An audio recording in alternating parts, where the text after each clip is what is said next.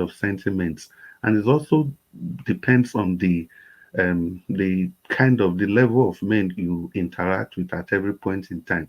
Even if you look at this panel now, you can see that most of the men, they tend to agree with you, apart from just one or two extreme views. They all tend to agree with what you are saying, and that's actually how it is. And the society is getting wiser for it. The society is getting better for it. No matter how we look at it, women must be given that preference that they really deserve, not because they are women, not because they are weak, but because that is how it should be. It is about using the right tool properly.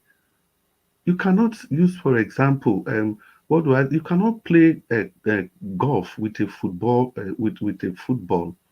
No, you use the right tool for the proper things. There are things women are designed for, and there are also things men were designed for.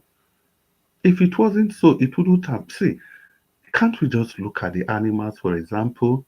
It is not by what am I? It's not by mistake that the kids of animals usually go with their mother by all standard. Apart from two, three animals, there's this animal in the South Pole that the kids have to go with their father, and it's because of protection against polar bears. But if you look at the kids, chickens, goats, even lions, as brave as they are, the kids tend to stick with their mother because the animals, they also understand that traditionally this is what the woman is built for. Look, I'm avoiding the word, the duty of the woman, because if you say duty, you are diminishing the woman. So, but that is But what the how woman is is. that diminishing when it's naturally created? So let me just No, add, you have been very, very thoughtful today. Let me just add to this. I think no. what you are See, saying, see. Let me. I You agree see with why it. I quickly said that word diminishing. It's all these things. We are all being afraid not to say things that will offend the women, that will make them feel less or I feel think more. you've said some things that are quite you would I would Everybody, consider quite hello brave everyone, actually. hello everyone, So hello no, no, everyone, Black Now, Panther, hello, what did you say? hello, Abeg, Make hello, I hello. talk something. Make I talk something. I beg. Make una no What is vex. wrong here Make now? una remember.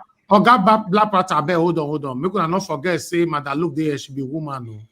Thank you. yes, yes. We are going to go straight to Madam Luke. Let me just say that stuff that I wanted to say just No, now. Tinaja, you're not going to say anything. You're not going to say The Black anything. You're not Panther, going to, don't please, start you're now. not going Black to say Panther, anything, please. you know you Please, have you're not four going to say members. anything. Stay one You're side. not going to say anything. I Stay beg. one side, Black I Panther. beg. Let I people beg. You're talk. not going to say anything. You're not an advocate here. You're not going to say See, anything here, I please. hear what you are saying, Black Panther. I'm All of not you, all saying of a you, lot. all of you, all Just of a you, and few I know that you seconds. know the reason why Nigeria is not going to be good.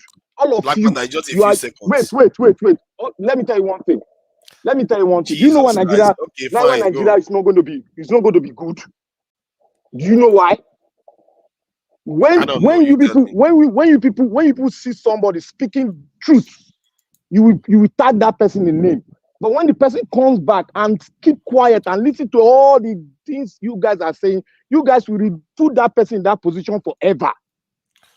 That is what you people are doing here.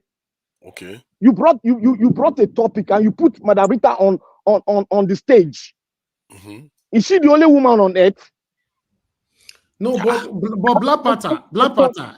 So you are now fighting us now just because say we prioritize woman. No. You No, I cannot wanted us put to her. also prioritize Madam Luke now because she be woman now. No, you cannot put her on stand and she look at what she's saying. She's even talking against herself. No, but I she's a came woman. in. She's a woman. No, she's even talking against herself. Look, let me Oh give an my God, example. man, this is Let me give crazy, an man. example. Black Let me give an example. Naija Look, let me was talk. I beg. Let me talk. I beg. Let me talk. You have been talking. I'm not here to disrespect anybody. Neither am I here to stay on one side. I'm here to speak reality.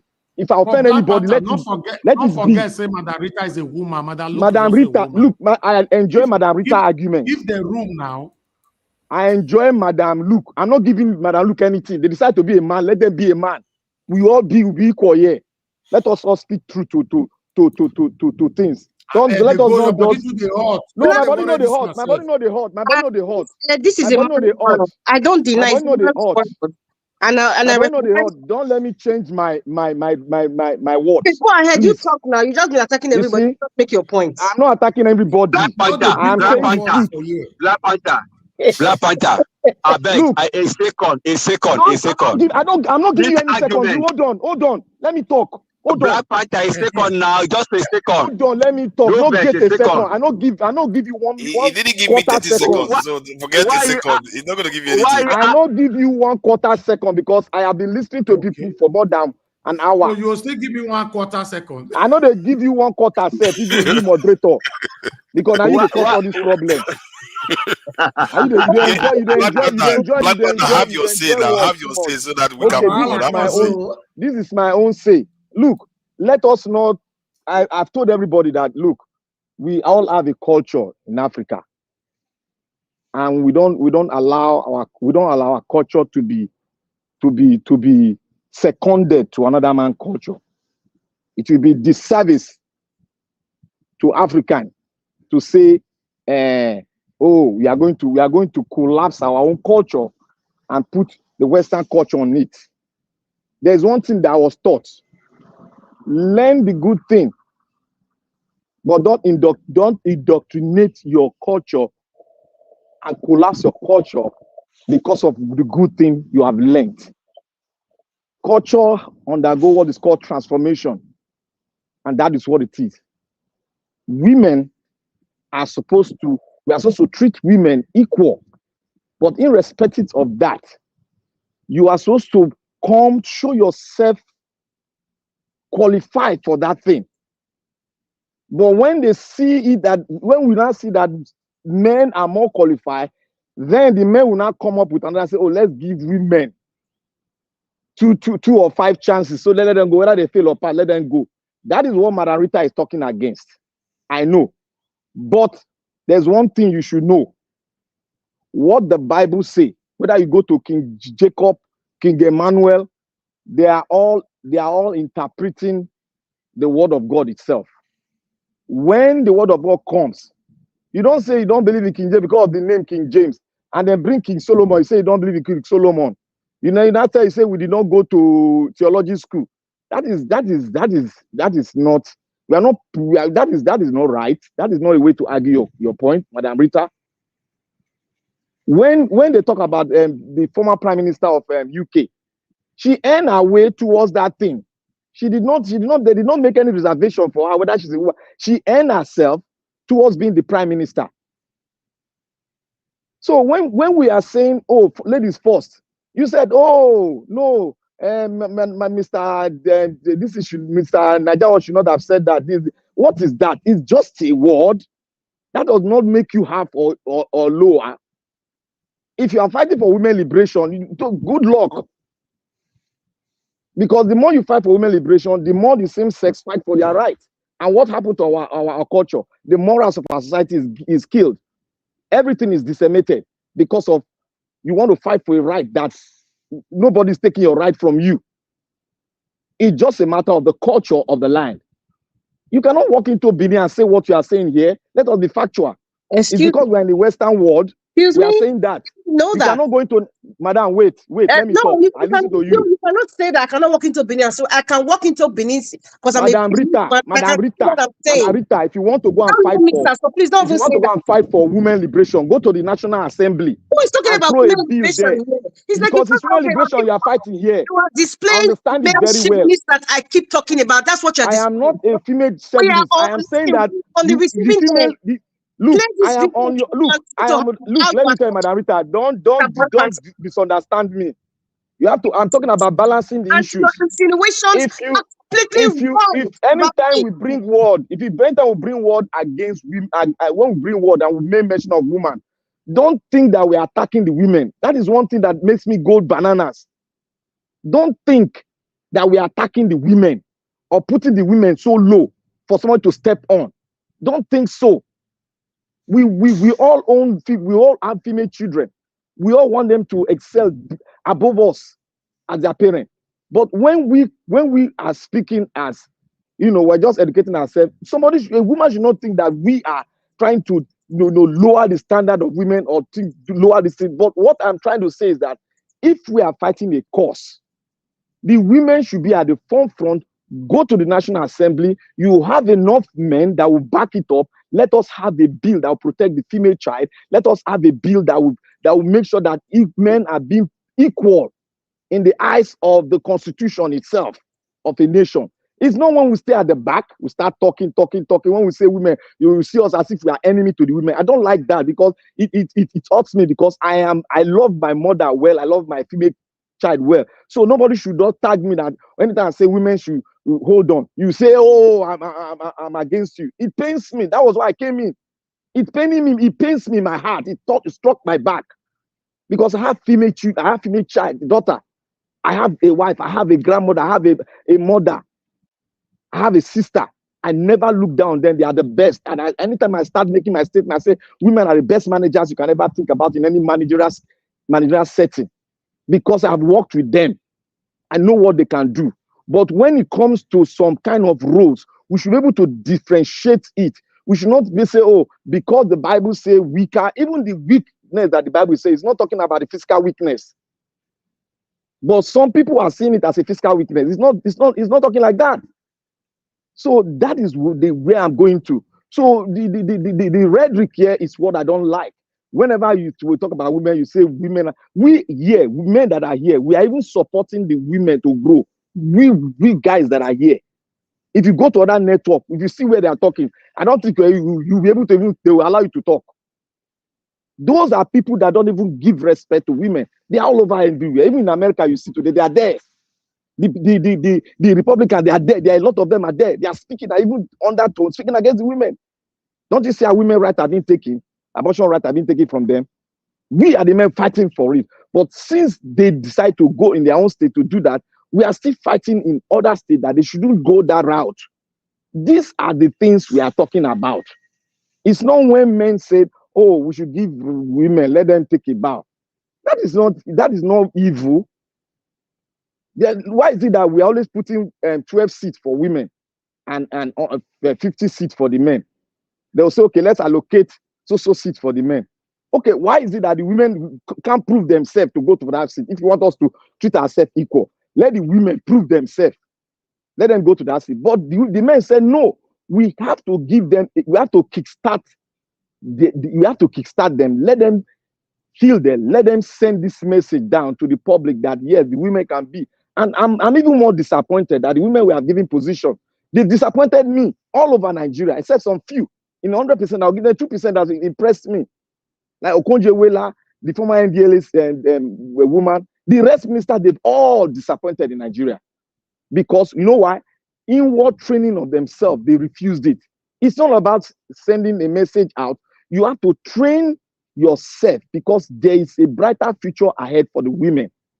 Because many men are backing them. But you have to train yourself among yourself to correct yourself so that when you move out, you know how to step in there in the positions of leadership. You don't need to be oppressed or the men will say, go and sign something. We need the women to come out like fire to say, that is wrong. I will not do it. I will resign. That is what we need. So that we men will boldly join them so that they will do the right thing. And the men will take a second place because we have been foolish for long. We have been ruined the state for long. About women that are doing well, I found it interesting that the two women you mentioned are basically Southeastern, but there is this Akpoche that is in the House of Senate right now that seems okay. Is there any other women that we know that have performed very well in the Nigerian political space? Okay, sorry, I'm not going to answer best Tunaja's question, but Black Panther, if you see the women who have disappointed us, if you investigate what they've done, it was usually men that led them to do it. Typical example, Bukachua. We all heard what he said in the Senate, Senator Bukachua. Yeah, I said it. I made mention that the men are the one doing it. But why do women know? Why are they not refusing it? That is where the African male chauvinist comes in place. Bukachua's wife now, if she disagreed with her husband to change the judgment, then he will not come out and say, my wife is not respecting my wishes. My wife does not listen to me. My wife is not listening to what the advice I'm giving her to make the decision that will change the family's life. That is when I say they bring the male chauvinistic attitude as an excuse because they will force the woman, cajole her to support the evil decision that he wants her to make. An example. Like they force Madam other Rita, men. we need women that can lay sacrifice. Sacrifice matters a lot. That I one is agree with equal you. opportunity. They force Professor other men to make decisions too. The Professor question is, Oti of Abia State, can you allow me somebody other people answer the question that I asked? I'm sorry, Mr. Madam Rita? Fulega. I was just want to make sense that, you know, the typical example of somebody who was not influenced by any man, who decided not to be influenced by any man and stood for to truth was Professor Edu of Abia State, the electoral officer that announced Alex Oti as governor because she said they brought all their arsenal. She stood and said no. We need more women like that. Yeah, It's but very hard to all find these people women are in like the that. southeast. That's an Find interesting women like bit. some Kuti. It's hard. There are women like that, but it's very hard to find. But This Madam other Rita, woman that is why, Madam Rita, that is why I said we should train. You women should look inward and train yourself to be strong. Like I just said, the reality is that people. I just gave Bukachura's example Because you have a lot of men at your back. Let me ask this other question. I gather that my wife is not respecting me.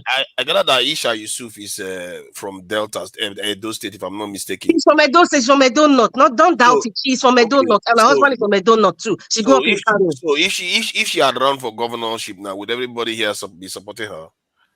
What kind of, how does that, I don't get where your question is coming from. I'm just asking that if someone like her, or she decided to run for governorship, would you all support her?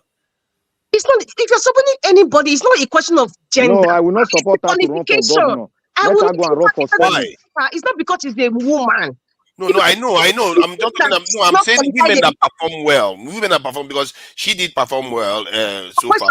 It's skewed, Mr. Tunanja. Your question is skewed because I don't you are saying that you've not seen women that emerge. You are saying that you don't see women that emerge. They mentioned Ekunjo Wela, a few others, and I said because I consider Yusuf as reasonably capable, the way she presents herself, then that's why I'm asking, if she had run for governorship, would she get the support?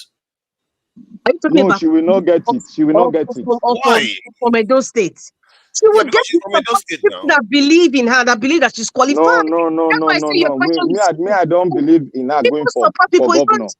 It's not gender based. I don't think now in this generation people choose a candidate because of whether she's a female, I must support. No, I think the woman is not qualified enough. I will not support her.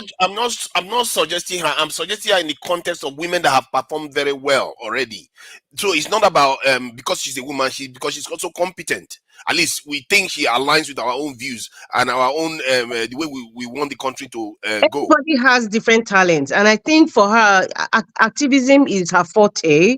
I think that's where she's really good at. I don't know about her being an administrator. She's a businesswoman. She has told us what she does for a living, and you know, it doesn't mean that she could be somebody that may be good in governing a state of over 3 million people. You know, and I am not in a place to judge her, but based on what I know about her, I think she's a good she can be a good spokesperson, you know, instead of being that's just my opinion anyway, but you know, that's what but don't you think that the vision is all that matters more?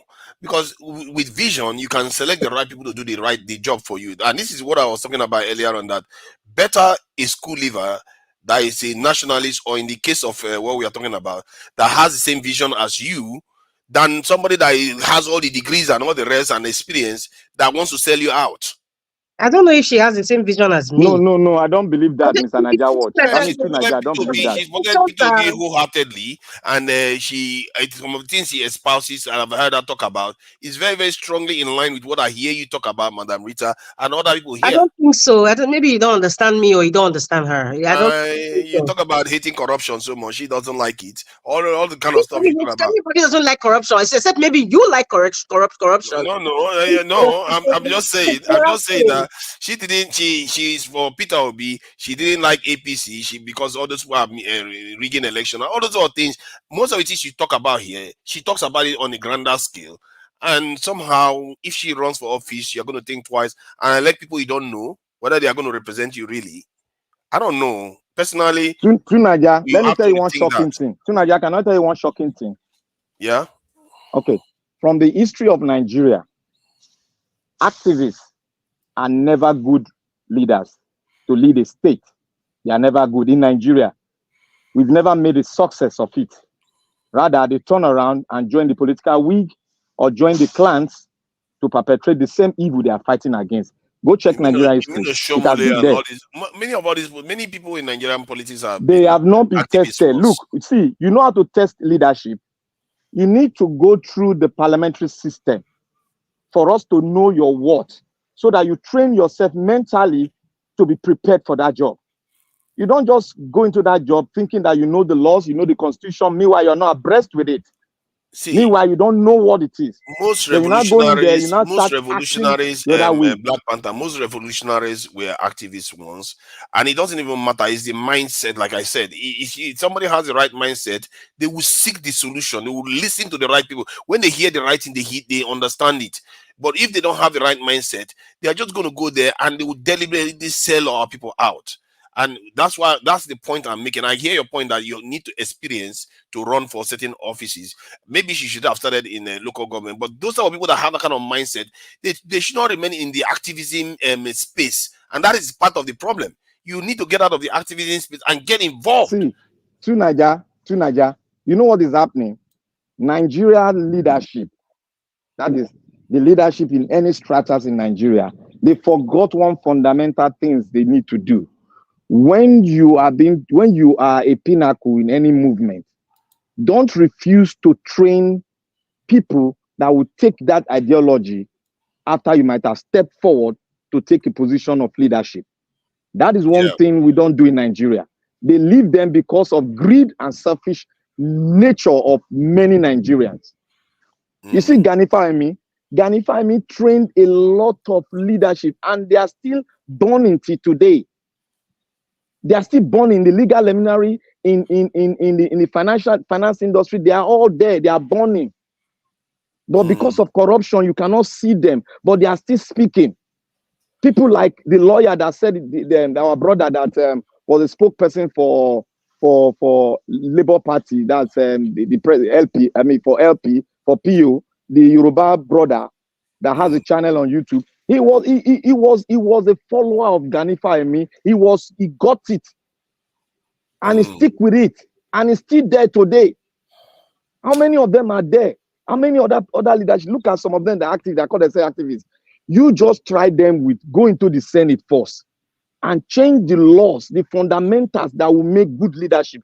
Go in there and use your activities to change it, because those people that are revolutionaries, they are different from activism. Because activism itself is to correct the abnormality, the human rights abnormalities and other ingredients of nature that the leadership want to use to bring us down. The activists, they go there to correct it.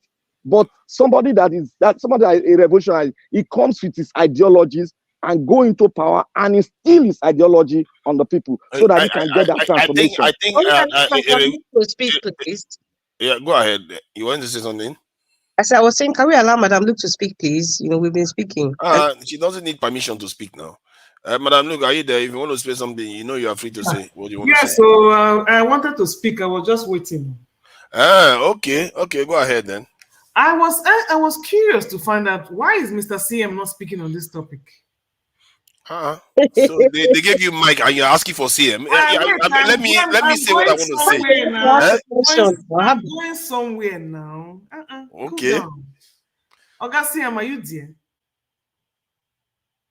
That was what my point was. He was not available. Anyway. Good observation. Very good observation. Because it concern you now. The guy don't want to get involved. Let me tell you why it's important. So that when somebody wants to come in, people who are not participating, at least they're the ones that should be put in the backstage first. Because what happens is that when you're sitting there, you're holding the seats, but people think you're there, but you're not there. And I don't think it's fair, like people like us, like long throats, like want to come in and we cannot come in. So having said that, we've been through this topic before. Madam Rita, thank you. You are doing a good job. And I appreciate your emotional maturity and your emotional intelligence, which I would say I don't have, because you know my own is like it's just out there. So there's no filter in my own, but you are measured, you are guarded, you are extremely articulate, and you put your points on. Even if you disagree, you don't get emotional. Even if somebody is trying to put her fingers in your eyes, you hold your own, but in a very, very emotionally intelligent form. Something to learn from. May God give me strength. Anyway, having said that, I've been down this road before, and unfortunately, you were not there, Madam Rita, and I was the only one in the panel. And me and Tunaja went at it for a long time because he made, you see, and with what I have listened. We see what we're saying. We're all saying the same things, but I think the ego is getting in the way. That is what I have seen in all this. Nobody says a woman is equal to a man, and nobody says a man is equal to a woman. Yes, what you are trying to do is to put us in specific roles according to what the tradition or some Bible or some religious book is saying, because it's the order in which you have lived your life. And I want to say something. There is no progressive society on the planet Earth, or the one that has never been discovered, that such principles will hold and they will progress in life. I have looked everywhere. When you now start having, I don't even know where you can even come out publicly in any civilized world or any advanced country, really traditionalist or not, that will come out and tell you a woman has her place in somewhere and a man has his place in somewhere, without any rocket science involved. We all know we have different strengths. We all know we have different strengths. So are we competing that we have to go and play football? No, you go and play where your strength is. We give birth. Men don't give birth. I don't think a man can push out the baby after 8 hours of labor. We all have our own strengths. So what are we talking about here? My problem is that we have to agree that given equal opportunities, we will all excel equally. That is my stand. I'm not going to use tradition. I'm not going to use biblical. Even when you get married and you're at home, a man knows his strength. A woman knows his strength. It's both of you that will come together and say, you know what, this is your forte. This is where I'm good at. Roles can change at any time. It depends on who is down and who is up. It doesn't matter. And I did say when I was here with the last panel, I said, I don't believe in my husband working 7 days a week and I'll be home. He'll be running the street out there and leave me with 4 nappy-headed children in the house to be pulling my teeth out with no means of escaping them. So just like you feel like you got to do what you got to do outside, sometimes women also need that break. Even whether they're housewives or whatever, that is even the hardest job in the world. That is the hardest job in the world because you take no vacations. You have no way. Why did you say this is the hardest job in the world? Now you're just going to destroy all the female. Why do you say the hardest job in the world? Why did you say so? You started again, though. You started again now. Sometimes you speak some word that doesn't even make somebody just go out of line. She started again now. I'm explaining to you. You don't want to hear it. I say it's the hardest job in the world because there are no vacations. Okay. No, there are no vacations. Yeah, same thing You for are men. on call. Excuse me, you are on Then you stay single and have all your vacation in the world. It's in trouble, oh. You hear what I'm saying? What are you saying? Can you hear me? Can you hear me? I'm even giving the women credit that they're doing a harder job, being at home 24/7. I see. Do you hear me? They are doing it. That is why I tell you it's only ego that is driving this whole argument. Okay, so you are saying women work harder than men. I didn't say that. Okay, they are okay. Madam Luke, let's ask questions. You are not explaining yourself very well. Explain yourself very well. Ask that question now. Let me ask question. No. You say I said I don't explain myself very well. Let me explain. Yes, now. I said being a full-time parent, whether it's a man or a woman, is the hardest job in the world. But most women are the ones that do full-time housewife. You will never see a full-time house husband. So I am telling you that is the hardest job in the world. And I get trying to give my reasons. There are no vacations. The man can be gone for 7 days a week. Whether he's at work or he's not at work, or nobody knows. He might be in a hotel somewhere chilling with his friends. Nobody knows. Because he has left the house. A woman will not leave the house. She will do the school run. She will cook. She will clean. It is a very difficult job. And that is why when people come out and tell me that the man, after you came to the house, you came to a member abroad to come and build house, and you build the house, and after 20 years, honey, you people build Madam Rita, can I ask you, Madam Luke, can I ask you a question? Ask your question. Stop holding. Madam Luke, what you are explaining now, you're trying to, sit on the fence and trying to make a rhetoric. Hold on. You're trying to sit between two people. I'm trying to say if it's the parent, then you not just oppose it, a woman. Now, are you trying to change the nature of a woman? Excuse me. No, you need to say the nature of some women. No, woman, not some women. Women are women. I'm not categorizing. You know, I'm a different woman, right? I'm a different breed. Look. No, listen to me. Look, it doesn't matter. Don't look. You look, Madam Luke. You are speaking. The reason why you are speaking. And that's your. Wait, let me land it so that you get it very well. You are speaking because of the abnormality, the cultural abnormality, No. There's no wait now. You must be on one side now. Where do you stand? Tell me where you stand. I said there is no cultural abnormality because we are evolving and you are trying to hold on to the relics of the past. Whatever you are doing now has no bearing in what's going on right now. Our children are being raised differently. So you are living in the dark ages. You cannot, this thing you are doing, you can't practice it with your children 10, 20 years from now. Even the ones I'm dealing with now, I can't even mention all these things to them because they don't even know what tradition is all about. They have no faintest idea what you're talking about. So you are only practicing what you are used to and what you saw your parents. The generation now, you cannot preach all these things to them because we are evolving. Is what I'm trying to say. So when I say this on the fence. What you are saying now is that Black Panther, let me say something, please. I think the world has changed, yes, and the change has not necessarily been for the better when it comes to gender roles that has been honed over thousands and maybe millions of years. And because of that, we all know the consequences that is leading to societally in Western countries. The idea that we should double down on it is not advisable, especially for our own society too. And that is the point I feel like you are mistaken. And then to go on to say the job of a woman is also the hardest because they are not a woman, a single parent. A single parent. Okay, if you make it a single parent, that's even worse because now you are saying the job of a single parent is man or woman. Okay, good. Okay, then what is the thrust of the argument when you said the job of a single parent is the hardest? I missed that. That's why I'm trying to tell you that trying to box men and women into traditional roles will not work in this day and age. Because you have single men. Like, I was raised by a single man. So things are changing. I keep saying it. Things are changing.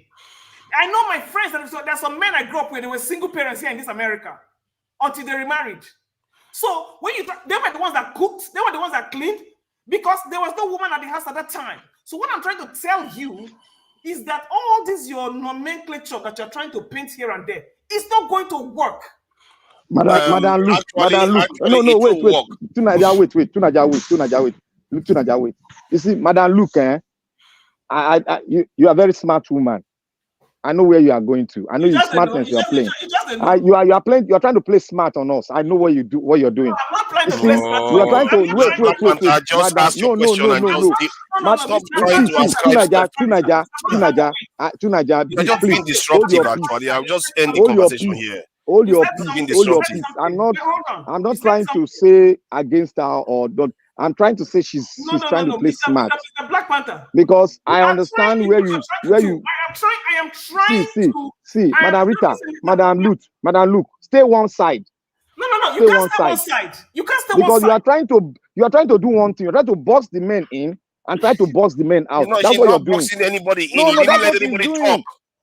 That's what she's doing. She's talking about single parents. Okay, we are talking about boxing anybody in. I don't know what you are talking about. She's talking. Okay, you don't know what I'm talking about. Let me let you understand what I'm talking about.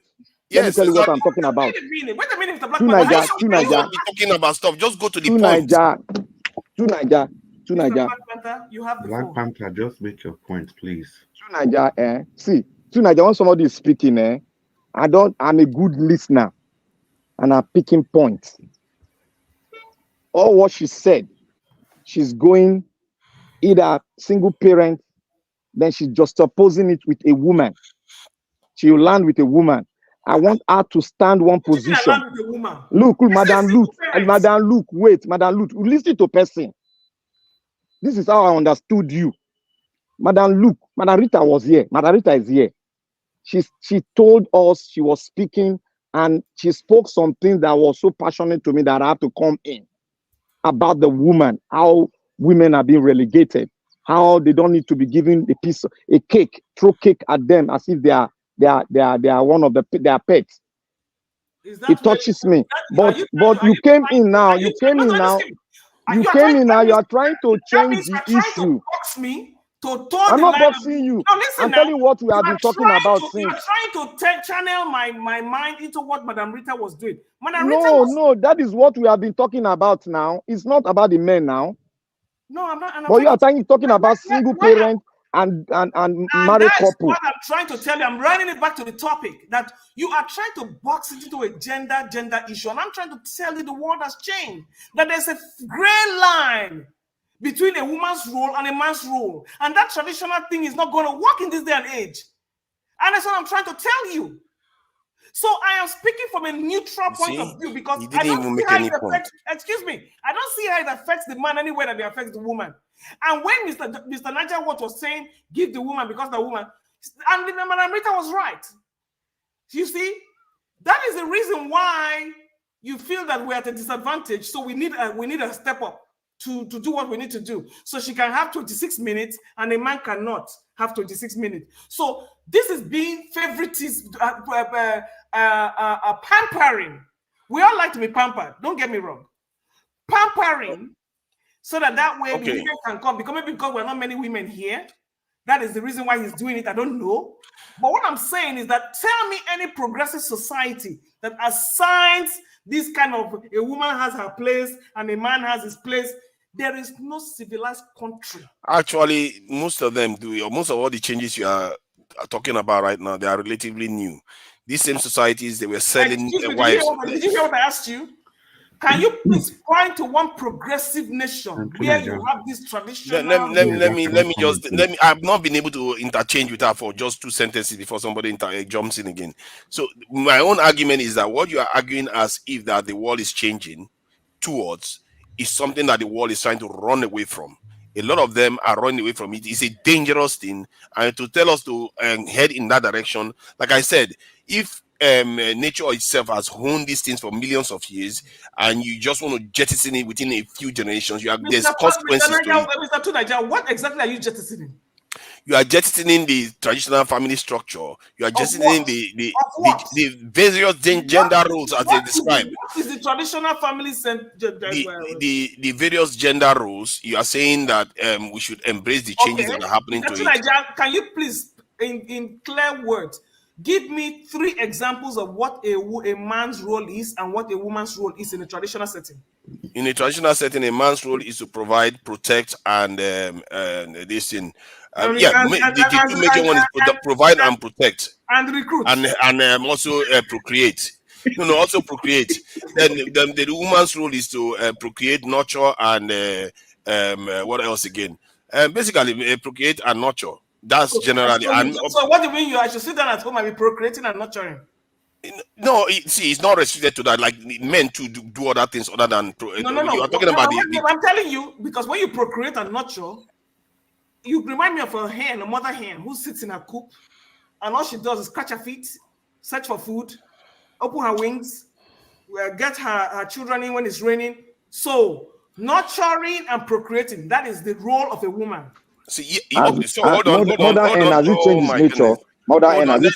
me interchange with her because I think what she's doing here. She ascribes negative traits. Hold on now. Can you hold on now? I see you just like talking about. See, let me just go straight to the point she made. The nurturing that you are trying to describe in negative terms. That is at the core of the problem. Mr. Tunaja, Madam Rita is locked out. Yeah, she's let us stay out. Let me deal with you first. She want to be a man now. So point is, the nurturing, the way you are describing it, is at the core of the problem. You are describing it in a pejorative way, in a negative way. Then educate me. What exactly Because are you talking about? nurturing is one of the most powerful tools for the reasons why we are here. Hold on. You described it yourself. You described it yourself, so I don't need to describe it again. You mean procreating and procreating, taking care of the young and the next generation, in other words, the next generation of human beings. And remember, a man does not procreate. It's only me that I'm the one procreating by myself. Somebody has to keep everybody alive. What's the use of procreating and if everybody dies? The man's job is to make sure the next generation survives and thrives. And so far, you can argue that we've done our job very well, and so has the women done their job very well. But the idea that what you're arguing for is the way to go, I'm saying for our own society, is actually wrong. So is it a crime for a woman to be a provider? No, not at all. So, okay, now that you have these fluid roles, why can't you just develop kind of a partnership where you have a rotational system so everybody can get an equal piece of the pie? If I nurture now, you nurture tomorrow. We don't have fluid role. Nobody gave us fluid role. This fluid role you are describing comes from a foreign society. You have to understand the context I'm talking about it. Okay. I agree with to say what you're saying. Mr. Sunanja, you talk about this foreign society thing. Isn't that what people are practicing now? Exactly. In present day, do you know that women are even the one providing? Exactly. And you just mentioned the role of a man. Some men are not playing the role, the traditional role, or let me not use it. You have traditional role in which you were brought up. Men that are preaching it, they're not even practicing it. Exactly. So children growing up, seeing that their mother is like working, a young girl will think that's the norm because that's what she's saying. You are speaking based on I think what you are saying is wrong. One, let me add this. Let me add this. Let me give you the figures so you understand. 70% of homes, men are the breadwinners. 70% and above. Nigeria is probably higher. So when you start using that term, I disagree. It's 50%. Disagree with the data. You want me to present the data again? It's 50. At least in all those your statistics, I'm talking about reality. It's 50%, my dear brother. It's not 50% in Nigeria.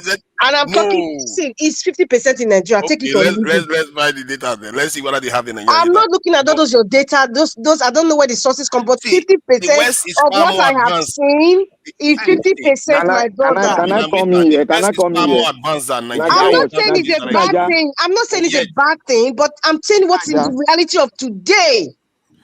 So when you raise up that chauvinistic, men are providers and men are protectors. Women are the one who protecting men. A woman can provide and pay protection. Madam Rita, is the reason why we are here today. Stop playing around with a very fundamental aspect of life. Stop playing around. Stop playing around with it. What is a lie? What do you mean stop playing around? Can you be specific? Madam Rita, a woman can pay for her security.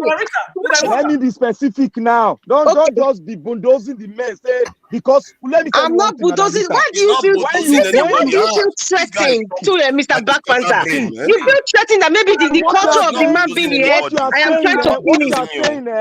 What you are saying, Tunaja, please, Tunaja, don't let me hold war with you, please. Go shut up.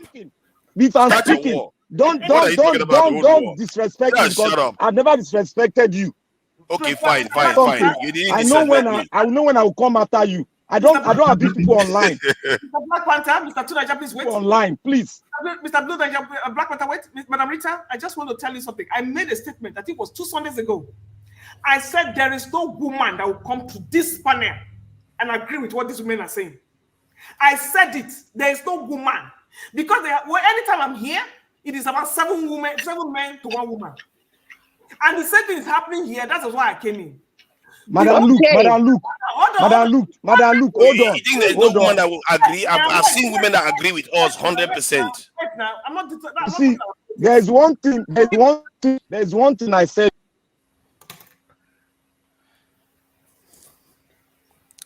Who is talking? Who muted I Black Panther? have said it many times that sometimes we come here, women are outnumbered.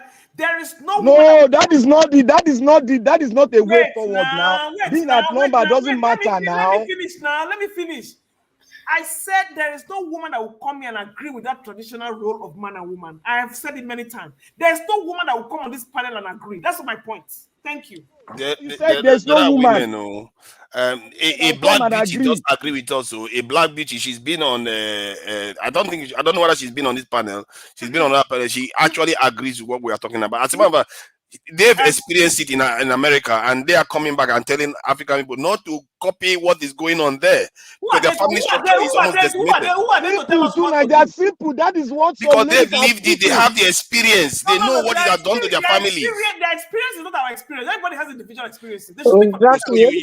So that's why our boys now wearing their trouser half down their waist and treating women as if women are some kind of toys. Calling women all kinds of. Are you seeing that our culture is going to change to Western culture? You two Nigeria on this panel, you sexualize women. Remember no, I don't.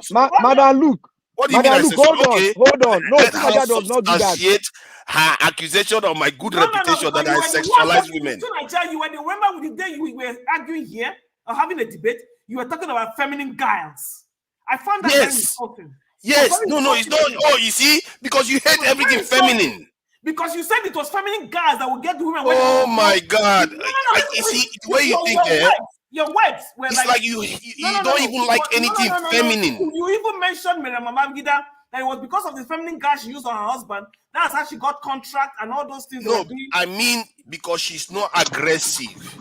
And somebody even said it earlier on this channel that he was being very. Mr. Tunaja, do you know the history of Miriam Babangida? Do you know how Miriam Babangida met Babangida? I don't know. Maybe she. Okay, please educate him. Let me tell you, it's not something I want to say. She probably shot her way through this thing there. Okay, go ahead. Excuse me, Miriam Babangida is from Asaba. Okay, I'm not going to denigrate the dead, and I'm not going to sit here and lecture you on how Miriam Babangida met Babangida until she became this holy wife that you're talking about. I didn't say she was holy. I'm not. Listen to me. Before she got to that wife, I'm not going to tell you how she became from wife. Do you know Babangida was married to other women? I won't be surprised. Oh, you see, you don't even know what you're talking about. Madam, don't talk about Miriam Babangida. That one now their personal remains the same. Just like the way I think there is a commonality. See, Madam Luke, ask yourself the question, Madam Luke. Before any woman gets to any position in power, she came from a side chick to a wife. Okay.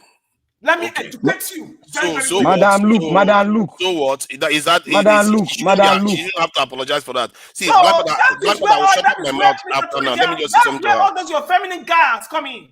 And that was the feminine guys. See, my point. The point I was making to you is that she was very aggressive. Let me make. That's not aggression. That is not aggressive.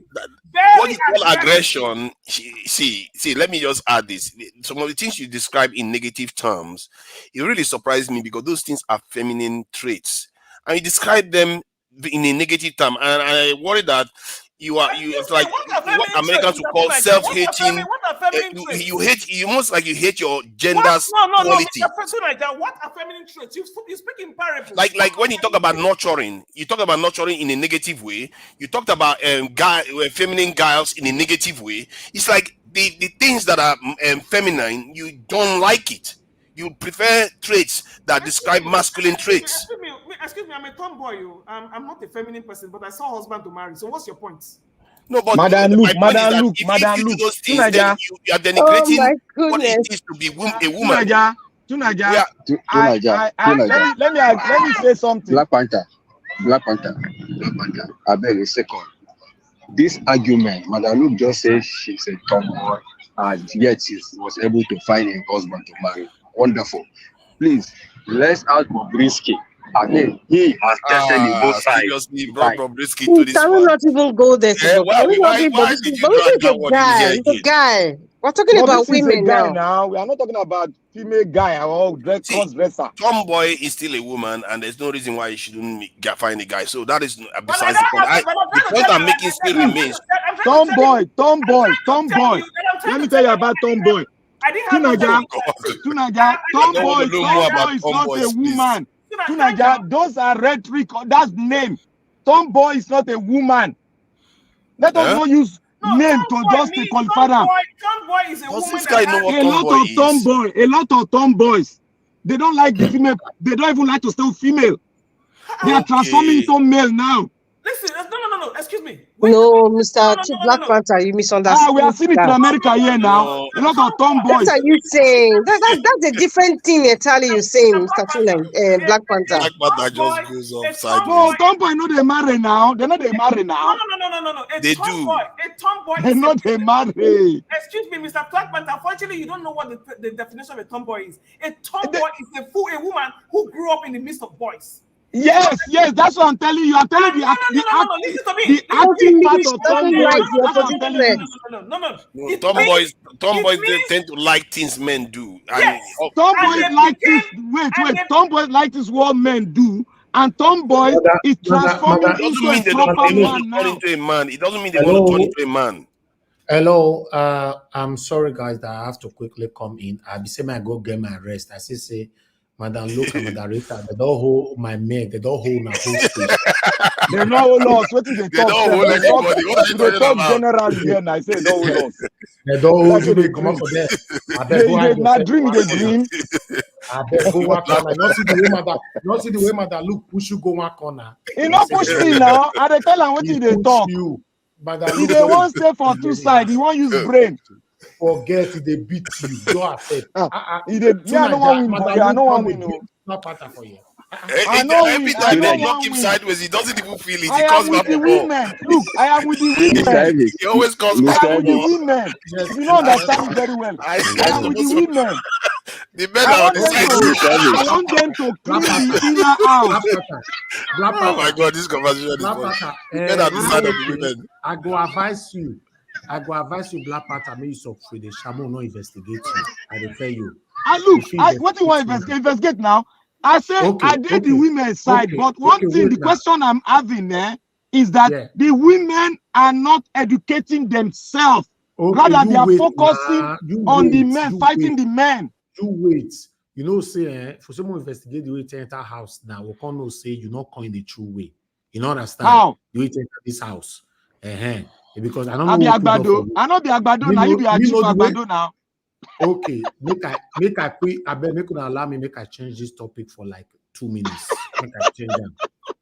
No, continue with this topic, but may I change that? Mr. Biggs. Yes, sir. Mr. Biggs. Yes, sir. Madam Luke and Madam Rita. I'm happy they don't hold Black Panther today for blockers. I stay with them now. I don't hear my statement. I stay with them now. They finish them. But they need to do on the way the men go to support them. Madam Luke voice surpassed and no, Madam Luke is just fun to talk with. I've told her before. But he beat you. Just accept if you like me beat me, I no send. I no send. I go vote for the women. If don't go pay Nuna, I go vote for them. Okay, he's fighting for women by arguing against them.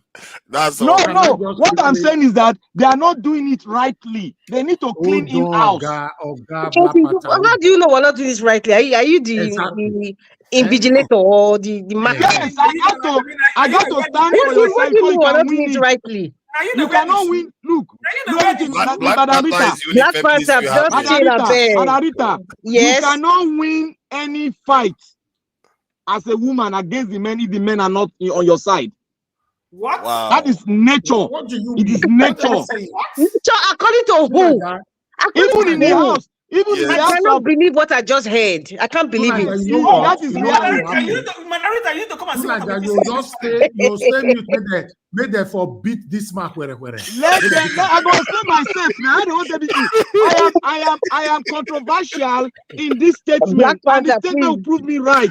You cannot win a fight. Black Panther, what you talk, Yes, Margarita. Please don't say that again. That statement you made. You just be embarrassing yourself. Don't say it again.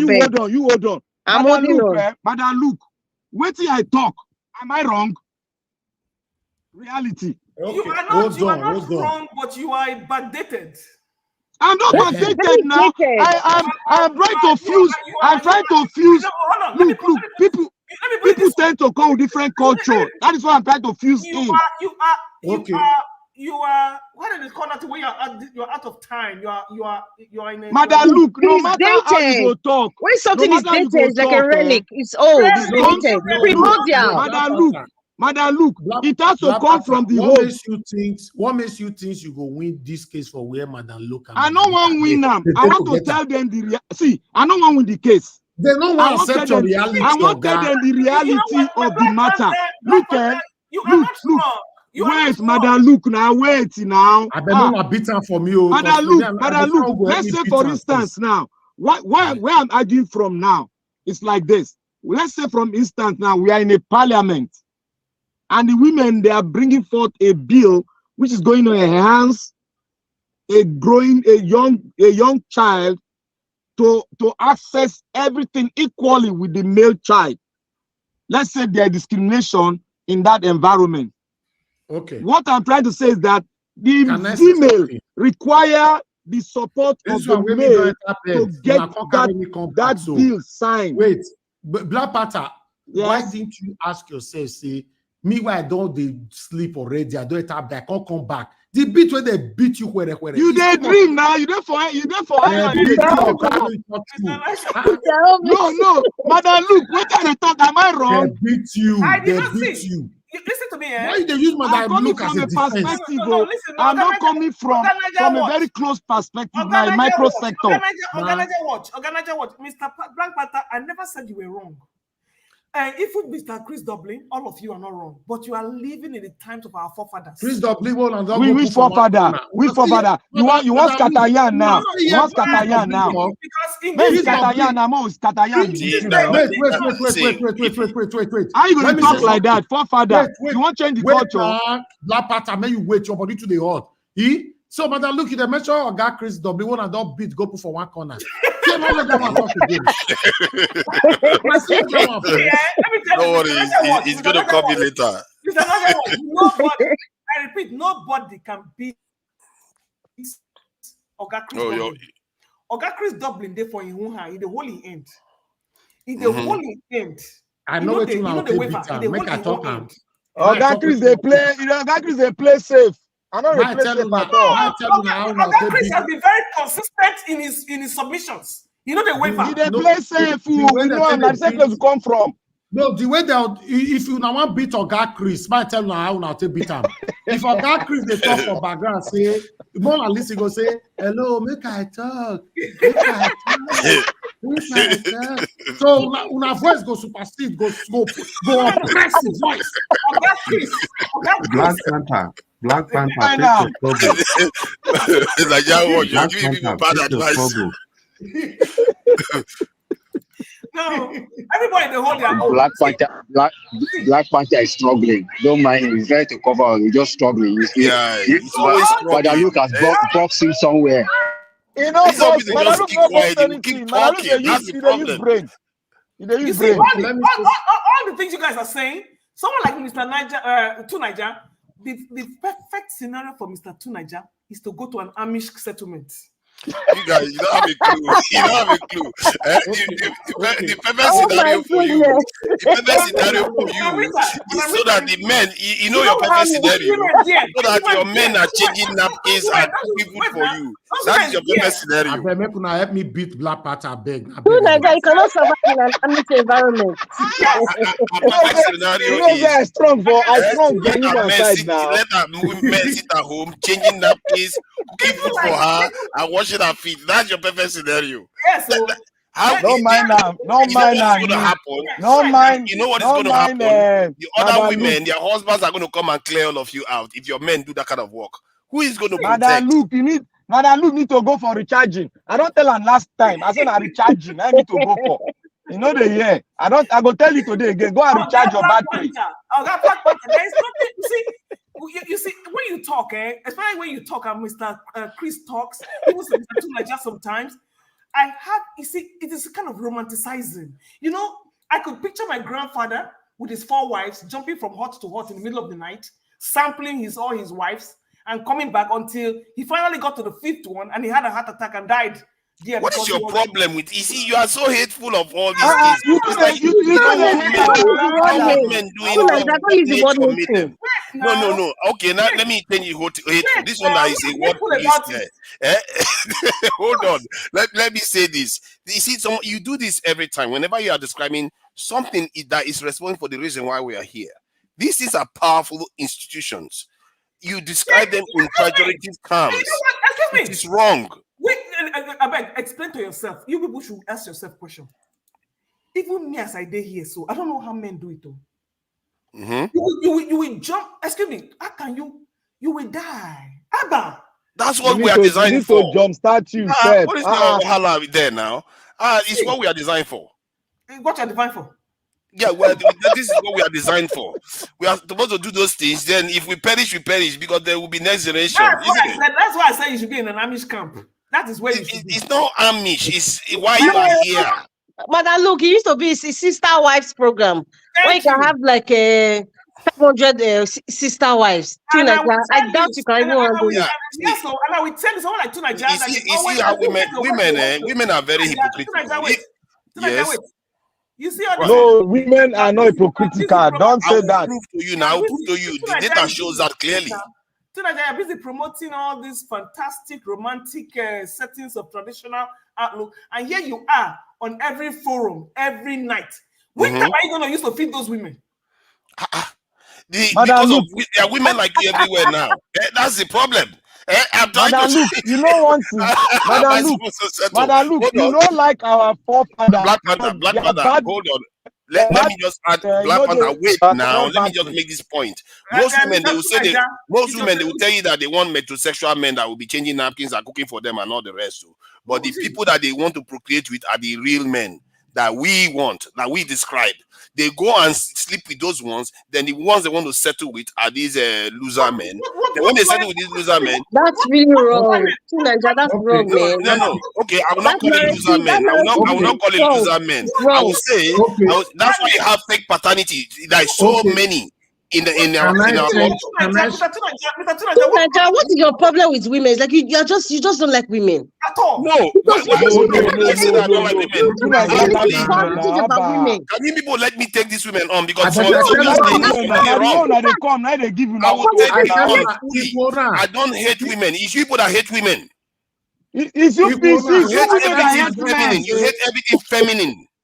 First one I go beat. Totally wrong. Come off for a body now. You all hate everything feminine. Like the mission is no, Mr. Tunaja. Mr. Tunaja, no, your own is different. You want to be like men. I don't want to be like a man. I don't want to be like a man. You say you don't. I don't want to be like a man. The issue is that with this ego trip, that you just don't want to realize that what I'm saying is the truth. It's an ego thing. Because anytime you always have to blast women. I'm describing it as what it is. It's not an ego thing at all. Why would I be egotistical about this? You know that Mr. Chris Dublin said one thing. Mr. Chris Dublin said one thing. They hate women. How can you hate women so much? You hate all the feminine traits. Mr. Chris Dublin does sleep. He's firing on in the comment section. Because you know he's Mr. Chris Dublin is a man of very few words. Not sitting in a corner in for talk just like wait, Mr. Naja, I'm not. Who is saying that I'm outdated? I'm not outdated. You guys are outdated, and you're going to find that the people that are going to replace you are the ones that are doing everything I've said. Make I hear my name. They are begging for mercy now. He's begging you to pass the bar now. Save me, please. Save me, please. Wait. Naija is outdated. Wait, no. Listen. What we're going through here, everybody's entitled. You see. What we are doing is we are conveying our preferences indirectly.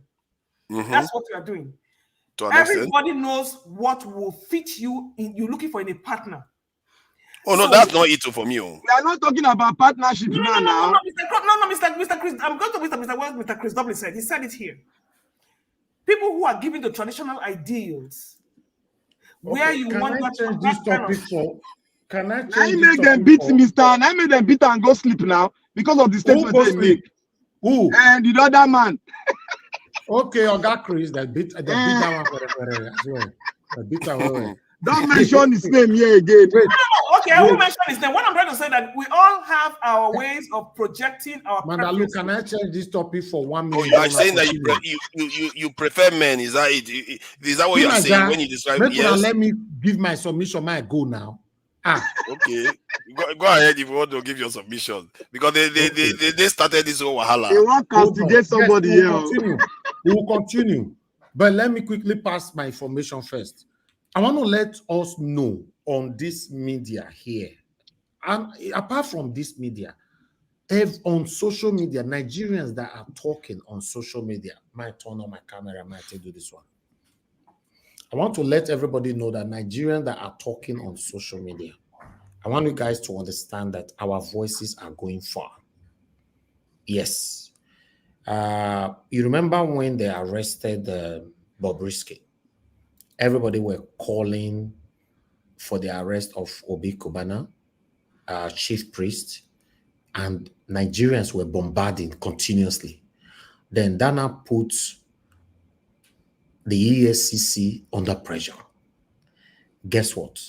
Tomorrow, say once they don't invite you go that court, you must go 6 months in jail. that court. So because there's no way that we go away with this. You understand? So Obi Kubana to appear before the court tomorrow, and this time, correct, we will know if our government is biased, because this guy is a billionaire, he's rich. Let's see if billionaire they go prison. You understand? But I think give her a fine and make it pay fine. No. Bobrisky was sentenced without no fine. With the option now. The discretion of the judge. Depends on the judge. Yes. Anyway. But the judge is viable now. They have a price. But this judge will give him fine. I beg, this guy not going to jail. Fine, he go give him. Not be them. But what I'm saying, they might send him down. Even though I'm fine of jail, I just wanted to let you guys know that those people that believe that we talk. No, you put these people under pressure. Why? Have you asked yourself, why do some countries banning like YouTube or every social media platforms like Dubai? They completely ban WhatsApp and other social media, TikTok and all that. They ban it in Dubai. I don't know if they've released TikTok now anyway. And most people that is using all these TikTok and WhatsApp from there, they are using VPN. If some of you know what is VPN. So Nigerian government were also contemplating the other day that they want to ban all these things in Nigeria because the pressure you are putting in them, they don't like it. You understand? That is the pressure that makes EFCC to wake up. So say, if we not go carry this guy now, he'll come like say we are biased. Or guy you see now, or guy can say that true.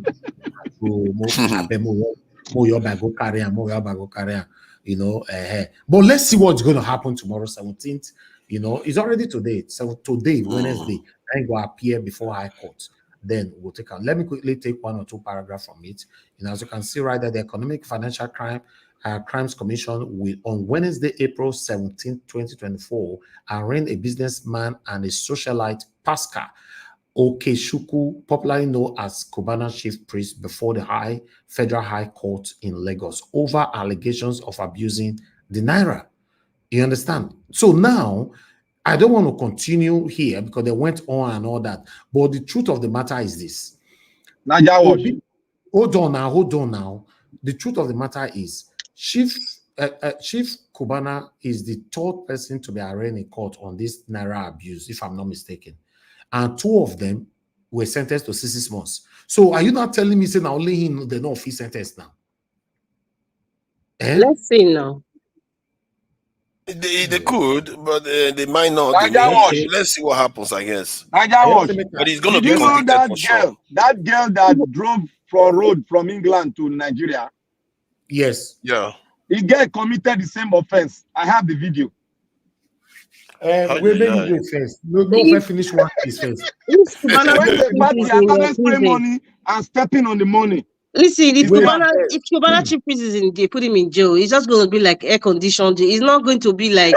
In fact, he will be chairman. He's going to be enjoying. Just like different people. So he's going to go and relax and enjoy. Maybe you might lose some weight, but you'll be fine. To be honest, So it's a waste of time. Or what is the real issue? Rita, to be honest, if you ask me, not big fan of Obi Kubana until that 2023 election for what he do and all that. I don't want to go there. So I still be a fan. I just like the guy. But what I'm saying is not about Chief Kubana or Obi Kubana or whoever. I'm not, my concern is big billionaires, they go prison for Nigeria. Nah, that one concern me. Nigeria was those boys for SPVs, SPVs for government. Exactly. And eating fried rice. Billionaires hardly go to prison. That's the thing. Billionaires and is eating fried rice wherever is incarcerated in. Come down with the big red Bible. They don't put him in a place where he made us say, this one at the president. You know, see, he's the one. He's eating fried rice, and it's just that Bible is just annoying, really. Why when you're interested, you remember you have Bible, carry Bible, like say, in fact. Pathetic. That's what the big boys do now, all over the world. And the truth of the matter is, with the line where EFCC follows, so if they want to really do this job diligently, many people will go prison, go too much. Because you know how many people don't. Politicians go. Even You within EFCC, they will arrest people within EFCC too. Exactly. So this angle where they go, so not go work.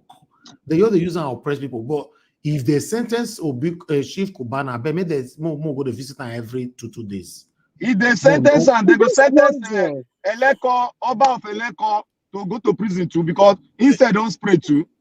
See, you see what it does. You see the importance of every single conviction is that if somebody sees Kubana goes to jail and they see Bobrisky go to jail, anybody that is not even up to that level will think twice now before they start spraying currency. And I think that's the true effect. The question: will they go to jail? It doesn't matter. The point is that money part of our culture. That's another question. You put all of it that are it's not our culture. It's a decay. It's part of the decay of our culture. Okay, another thing. If somebody prays US dollars, does that apply to the Nigerian law? If you're in Nigeria, it applies. No, because it's US dollars. It's not naira. Mandarita, I be like say you know what I be one your stock. My question was, what I wanted to say is that when anybody want to do party again for Nigeria, na dollar or they spray if I display money. They will ban that one. Dollar now. They will ban that one too. They will ban I'm not the person they spray for party anyway, but no spraying of currency in parties. Because this law is only within CBN. You don't fear affect dollar.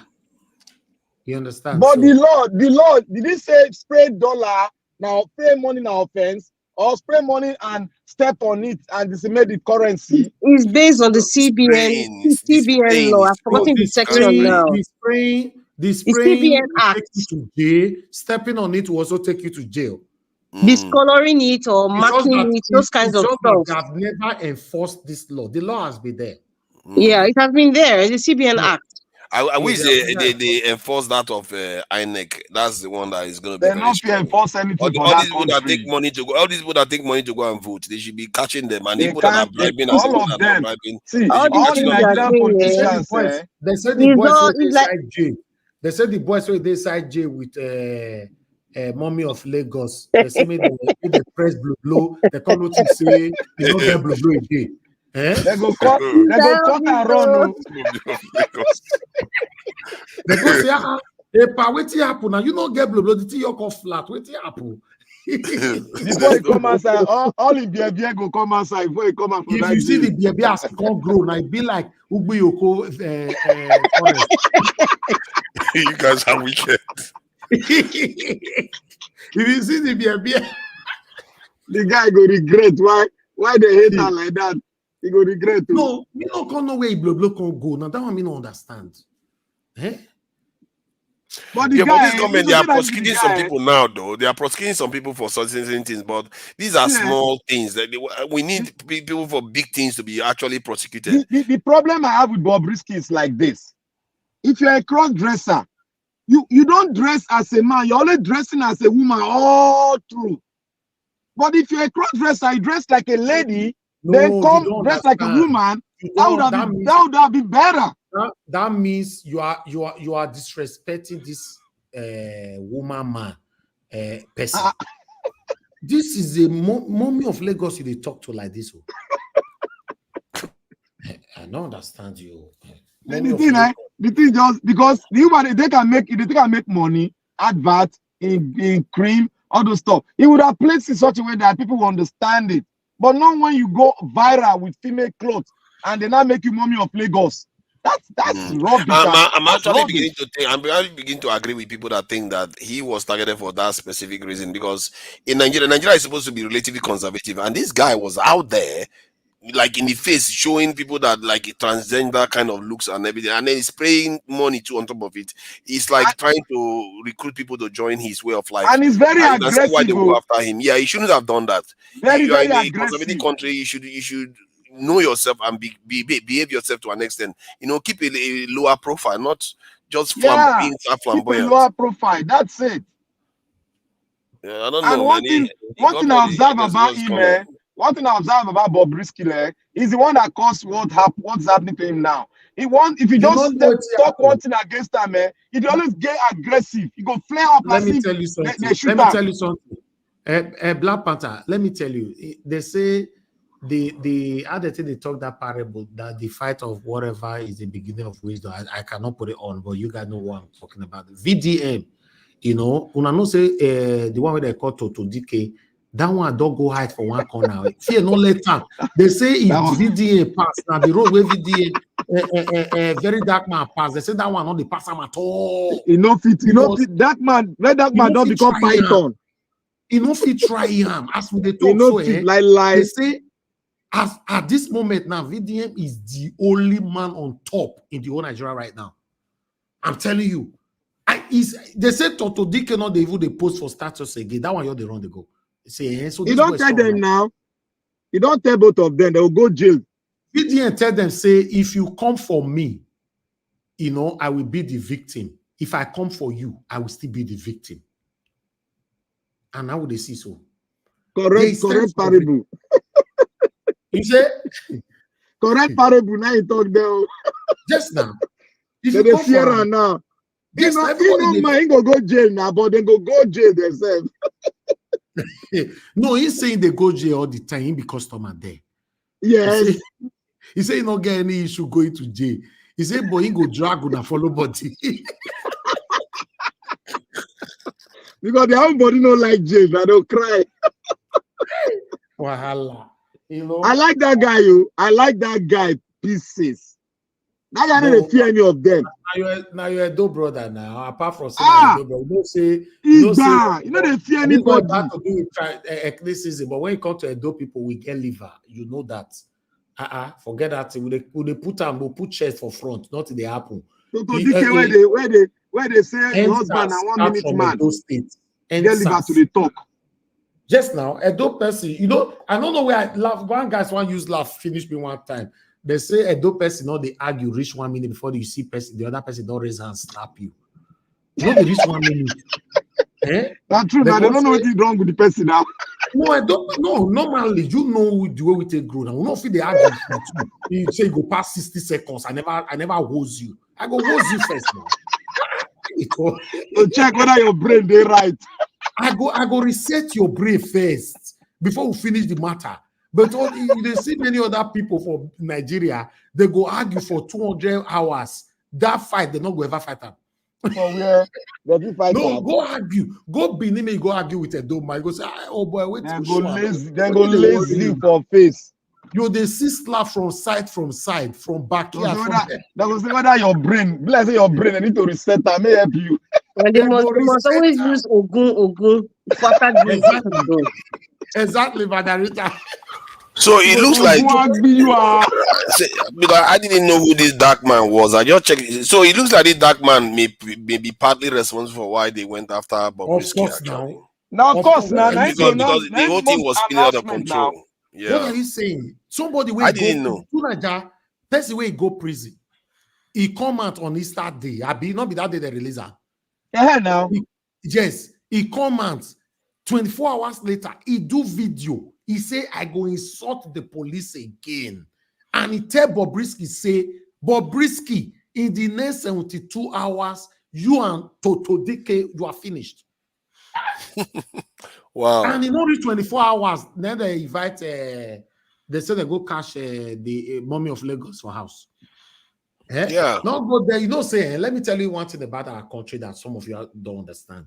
No, say for this platform, we they talk all the time, say, if you know, say your papa name not the open window, or your own name not the open window, you go know where they talk rich. Now so now. You know where they talk rich. It's the truth. Yeah. You know where they talk rich, because if not, if they cash you, they bless it, they cash that. You know that foul where they take to do Christmas that year. You know, who are those useless people that went and gave Bobrisky that award for women stuff too? Now It's like, stage work now. The guy they buy just out. asking for trouble. Why would you behave like that? No, To be be like that. The guy, he bought the award. He bought it. Whether he bought man, it that way, he's asking for attention that he doesn't want. Yeah. A very dark man came to stay. There is time for everything. He came to stay. I'm telling you. He lambasted on Davido the other day. Now, when Daddy Freeze talk and say that Davido, they fund and they do everything, he came out saying if Davido want to cut the shit, should go ahead. He doesn't give him nothing. He said we are just friends, nothing else. So both you, in fact, let me even talk about Daddy Freeze. Una still he measure very dark my gay name. He no fit try him. Very dark man tell us if you measure my name again at all, your end is me. And the priest don't get power. A don't man where you go put for prison, go from prison, go still the threaten the judge when man set us. That the priest there, you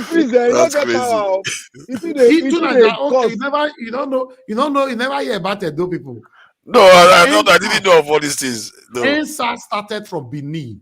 I'm telling you. And where everybody don't they end. Edo people don't agree end. They can't go break prison. All prisoners are wrong. They enter prison. They come out. They break everything. Police run. Police run. For Benin that time. At that time they say take go London. I'll be America. He said he say he go emergency holiday. No mind now. That lazy man. So the truth of the matter is, you go penalize also, but we go do it to one fair do first. Forget. Yeah.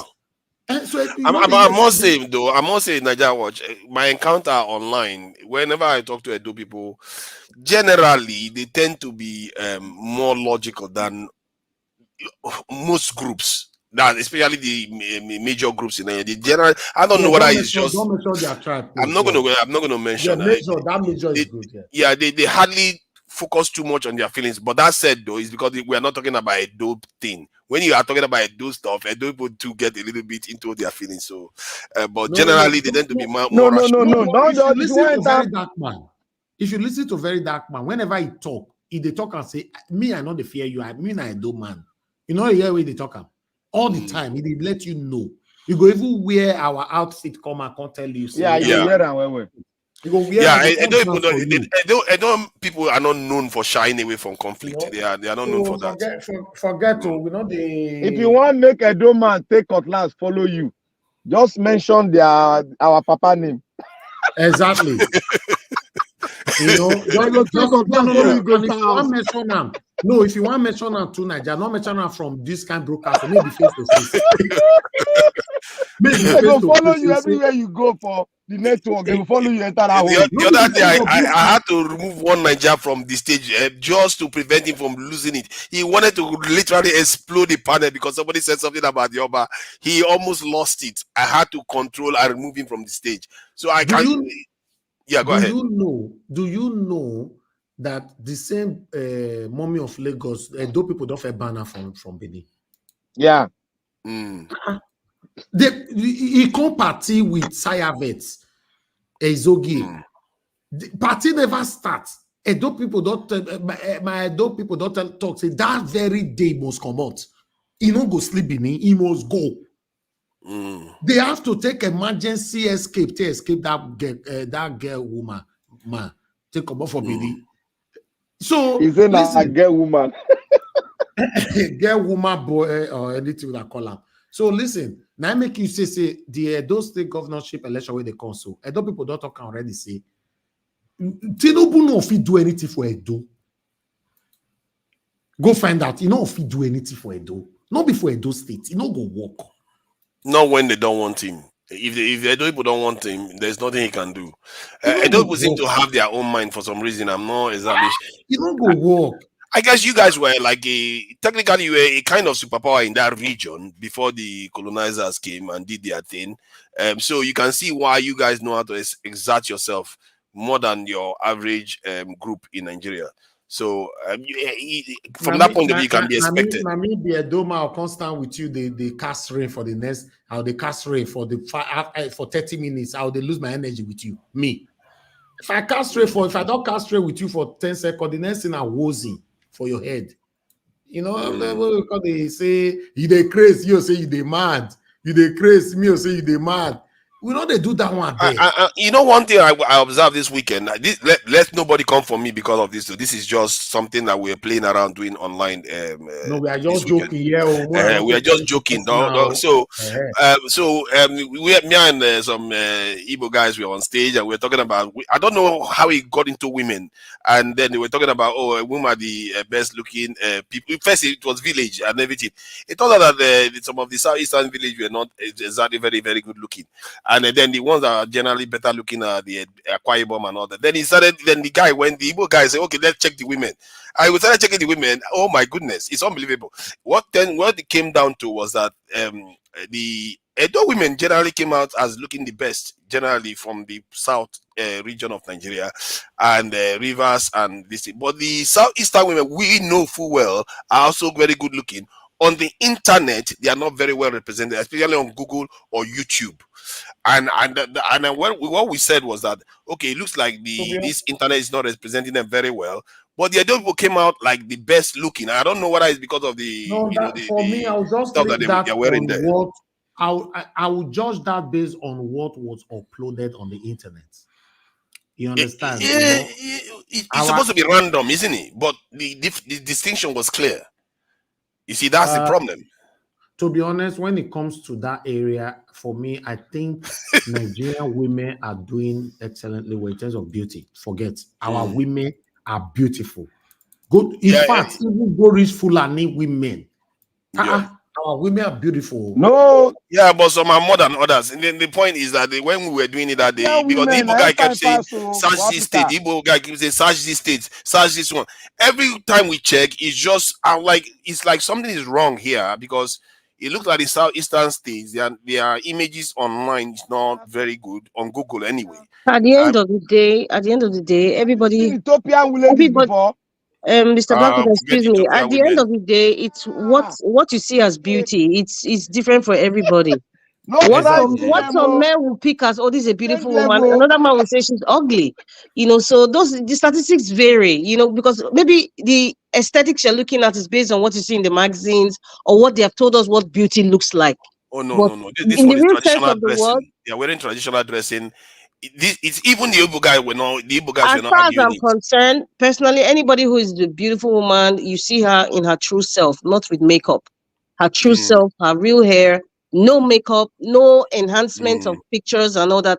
They know that is you want to look at the physical aspect, but that aesthetics is not based on what the world defines as a beautiful woman. It's unique with everybody. Without makeup. You say without makeup.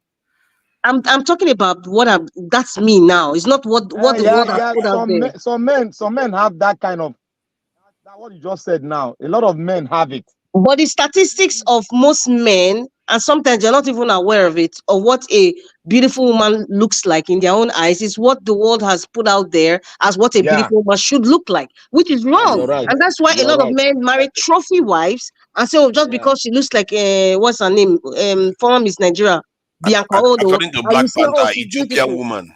According to Black Panther, Ethiopian woman. But I don't know what statistics or what parameters is using for him to define Ethiopian women as beautiful. Let me say this thing, Mrs. Madam Rita. Let me say this thing. Ethiopian women don't need makeup. Oh my God! If they do makeup, they go AY. You see the problem with our women, and that's why I say we should not be copying them. See, you are looking at it because that is the standard you use to set for beauty. our women don't need that to be very, very beautiful. I can assure you. And most women that I was listening to on the news the other day, they said when they met their husband, they didn't even have makeup on. So you don't need makeup to be attractive at all. But do you know what? A lot of women are doing this enhancement. You can call it makeup or, bum enlargement or BBL or whatever, because many of them are driven to do that because of what they see or assume that's what men wants. Because if a lady walks into a room now, no makeup, with her natural hair, like it's how the South African women cut their hair very low. She's not wearing no wig. She walks in, she doesn't wear any makeup, but she's neat and she looks neat. And then another woman beside her, who is opposite, looks neat, but wears makeup, wears a fake hair. Really and truly, to be honest, with all these men, I mean, all the men in the panel, now, with all due respect to you, I don't we'll go to the woman wearing the makeup or the one that did No, I won't actually. Your actions, I wouldn't say all or not all, but 90% of the men will go for the woman with all the fake, makeup and all that. But see, that has caused something.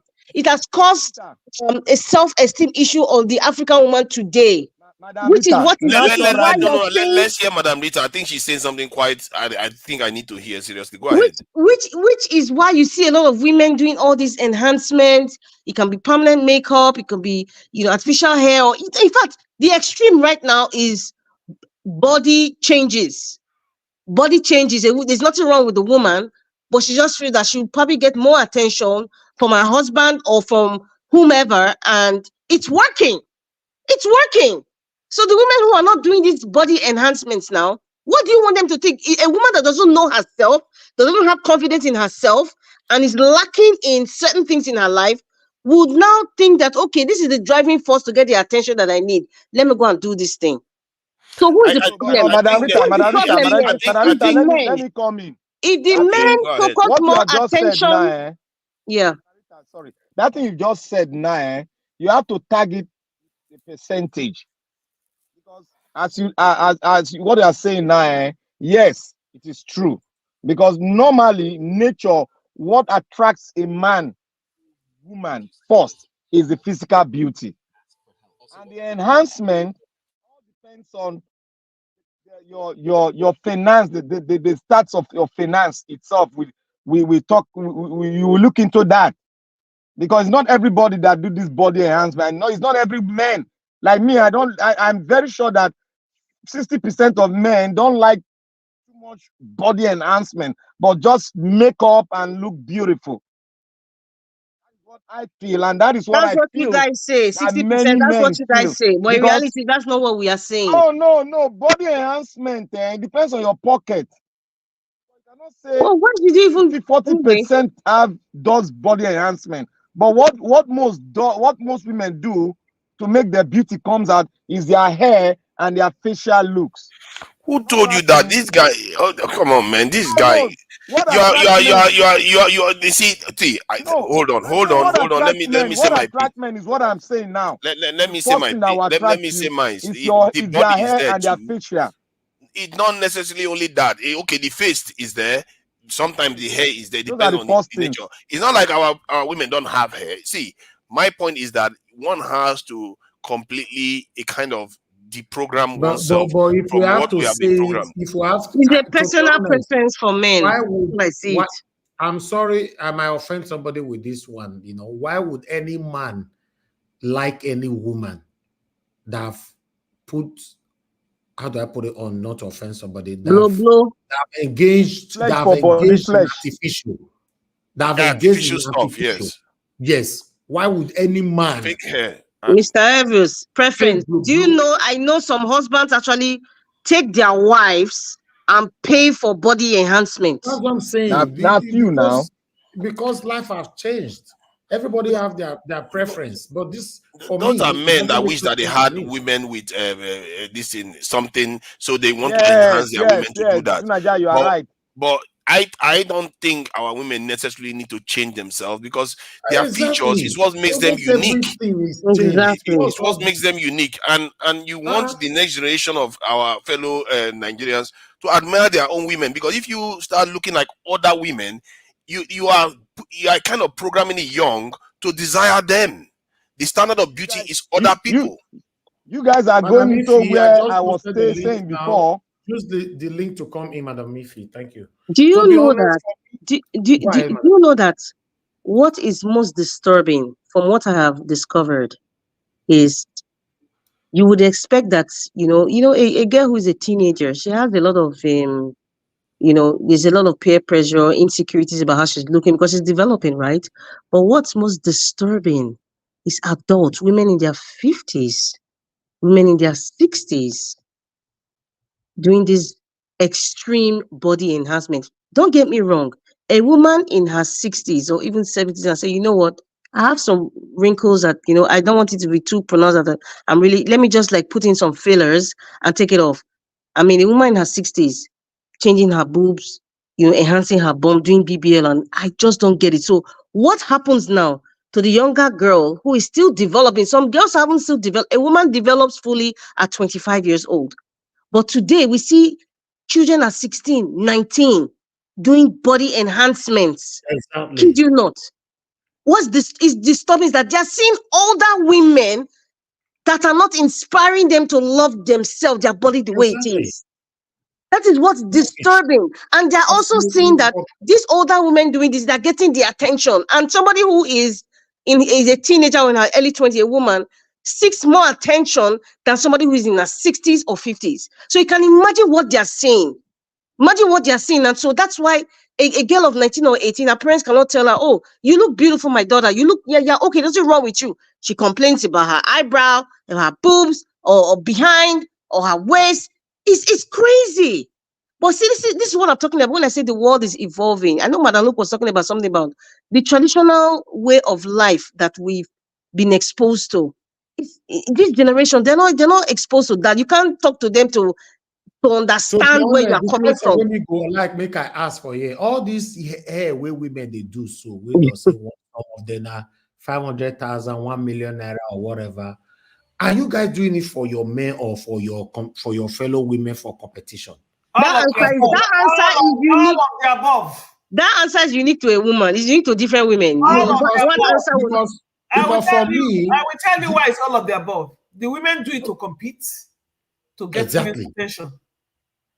Thank you. They're doing it to match up with their fellow women, and they're also doing it so that they can be the top most attractive catch to the men.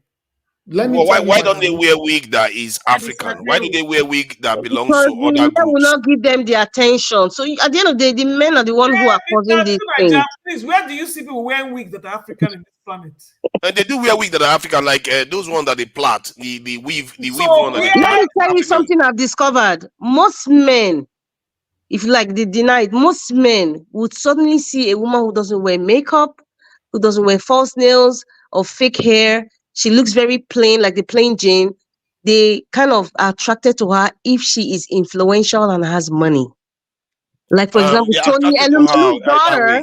You don't see her. I mean, the senior daughter, you see her like she's just like a plain Jane, But technically, if that girl goes to a function and just because she's this man's daughter and she has money, all of a sudden she becomes attractive. It's just like when a man has money, he looks like a monkey. It's not fair. That's not fair at all. The best model can marry him because she's not seeing him, his physical. She's seeing that the money is making him look handsome. I'm telling you. Let's come closer to home. It's not like all the so why would not men I know have no issue with women looking plain? Why would not they do all this time? Yeah, what's wrong with this hair? Mr. Elijah, what? No, what's seriously wrong with this hair? There's nothing wrong with it, but like I said, it's what makes us unique. But you guys should be truthful to yourself. Mr. Tinaja, there's nothing wrong with it, but you have to go at the bottom line. It's a matter of preference. There is nothing you can do about people's choices. You think it's a choice, but it's not a choice. Excuse me, it becomes a choice. It looks like a choice, but you have been brainwashed to think like that. That's what I'm trying to let you see. That brainwash is a different aspect. I just give an example now. If two women enter a room and one is a plain Jane and she's neat and everything, and the other one, the difference is that the other one is wearing a fake hair makeup cake to her face, is looking fabulous, and she has a clinched waist, an artificial boob, and an artificial bum, most likely 95% of the men would be attracted to the one with the artificial look. What does that make? What does that make the plain Jane feel like? If she doesn't know herself. I hear what you are So saying. be But truthful. the one you are talking about is not the one the men are going to settle with, just like women don't settle with the That means guy. then, they will not support. At the end, when they settle with that one, they will not get the other one as side chick. Isn't that what happens? Because I don't know why let's be they real. go for those kind of Let's be women. honest. The Personally, men I should don't. check themselves. Wait. Men should check themselves. Mr. Tunaja, even when the Nigerian places are doing their beauty pageant, how many times do you see them wearing Afro there to go to beauty pageant? God That's a bless problem. you, Madam Luke. Even on the news, I complain about it all the time. They put women with wig What does all that, the time. Mr. Tunaja, what does that tell you? That your wants and your needs are relegated to the cake era of this world. See, my problem is, there are two Beauty layers. competition, they have standards and Rita, statistics let me which they explain follow. this. There are two layers. Like what Naija Watch was talking about is fake stuff generally. Like fake stuff, somebody putting, augmenting the backside and whatever they want to augment. That is different because that feature, we also have it. My issue is when we copy features that are not ours, we are kind of programming and subliminally telling our young that is the feature you should desire. And in a world where we have access to other parts of the world, they will go on to be procreating with all those women while our women are going to be left on the shelves. And that is my fear, that people are not picking on, because it's a dangerous thing. Sexual desirability is one of the most fundamental things in life. And if you give it up, I don't know, there are consequences. I want to ask you some question. See, what you have said now is when you are isolated. But Africa cannot isolate themselves from the outside world. But the only thing Africa can do is to put your culture top before the rest. Exactly. And to put it into our educational curriculum. That is the only way that we can preserve it. But for you to say, oh, we should isolate ourselves, it's not possible. I'm not saying we should isolate. What you just said about putting our own features and our own things first. What is happening now is that our women are spending $1,000 buying Vietnamese hair and putting it on their head. And what are the children thinking? That's the real woman there. That's what we are not innovative with our own thing. That's the problem. Let me tell you something. Make us not forget, say we get Madam Ifi with us. So I'm gonna give her a chance. Oh, if you don't wait, before Madam Ifi says, so I want to say something in regards to this culture, Mr. Black Panther is saying. Do you realize that in India they still have the caste system? And another thing too, and this is I'm saying from experience, when you have a baby girl, especially a baby girl in India, my Indian friends, I'd agree to now if you are listening. The first question that they will ask, I've forgotten the Indian term. They will ask, let me interpret in English. Is she light-skinned or dark? Is she light-skinned or dark? And that's why we talk about bleaching creams. India is in number one. So you see that culture Black Panther is talking about. I would prefer it, sir, if you had said, we don't lose our culture. We also carry along the things that edify us. Because some parts of our culture destroy us. Thank you. That's it. Some part of our culture has messed things up for our generation. Which part of our culture are you referring to that damages us? But Madam Rita, you don't put that. No, I was just about to say polygamy. Oh my God! Seriously, polygamy. That's the one I you was about to say polygamy. Polygamy is the reason why we are going to succeed. Polygamy is going to save us, if anything. Madam Rita, that's the only thing that can save us, really, at this stage. Tunaja, sorry. Let me just fix down what she just said. Madam Rita, when you are talking about culture, you see, this thing you have just said is a factor. You don't use that factor now to now push it with culture. We are talking culture in an holistic form. You don't bring one factor to now push it alongside with it. That will make some people cut off from it. And I know where you are coming from. Like I'm not using that. I'm saying that. The caste system is part of the Indian culture. What I was trying to buttress was that there's some certain aspect of our culture that we should uphold and hold on to. I agree. However, as we are moving along and evolving, and we see that some part of our culture is, for example, some cultures have female genital mutilation. But as they evolved, they found out that the damages of what that has caused to a lot of Black women from Africa, I'm not talking about America, female genital mutilation is wrong. That's an example of what I just said. I'm not, because I know what you're saying, but I'm not saying that just to dissuade every part of our culture. No, I'm saying that as we move along, there are certain things that need to be cut off as we evolve. Not just taking out our culture, but upholding certain things, but some things that we need to really look in depth and see, is it sustainable? Is it wrecking families or wrecking men or wrecking women? If it's doing so, we should drop it. I don't want the world to see that's where I was coming from.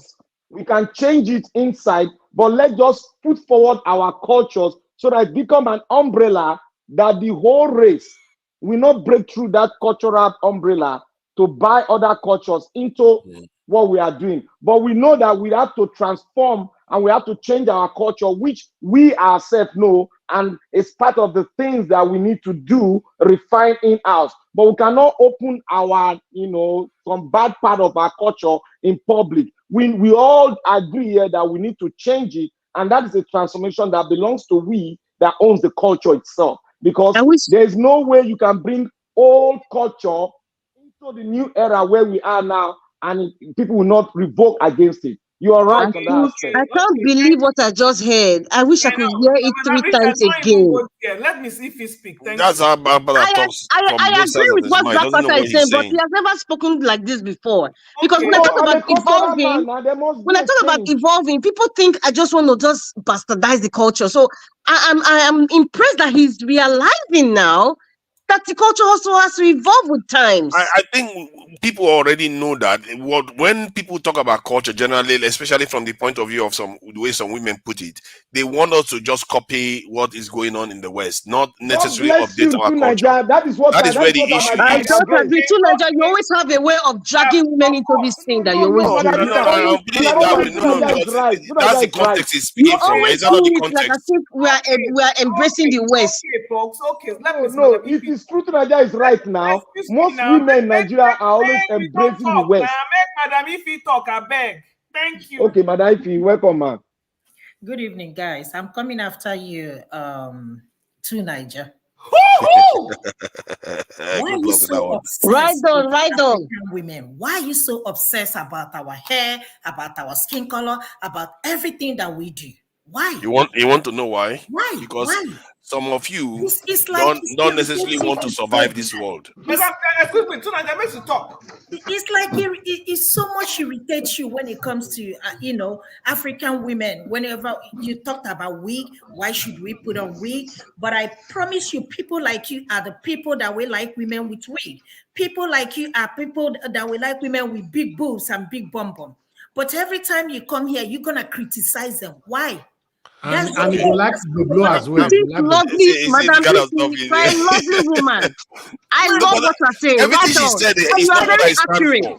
Everything she said is not what I stand for. You are very accurate. You people don't understand. Madam, if you write down, they don't want me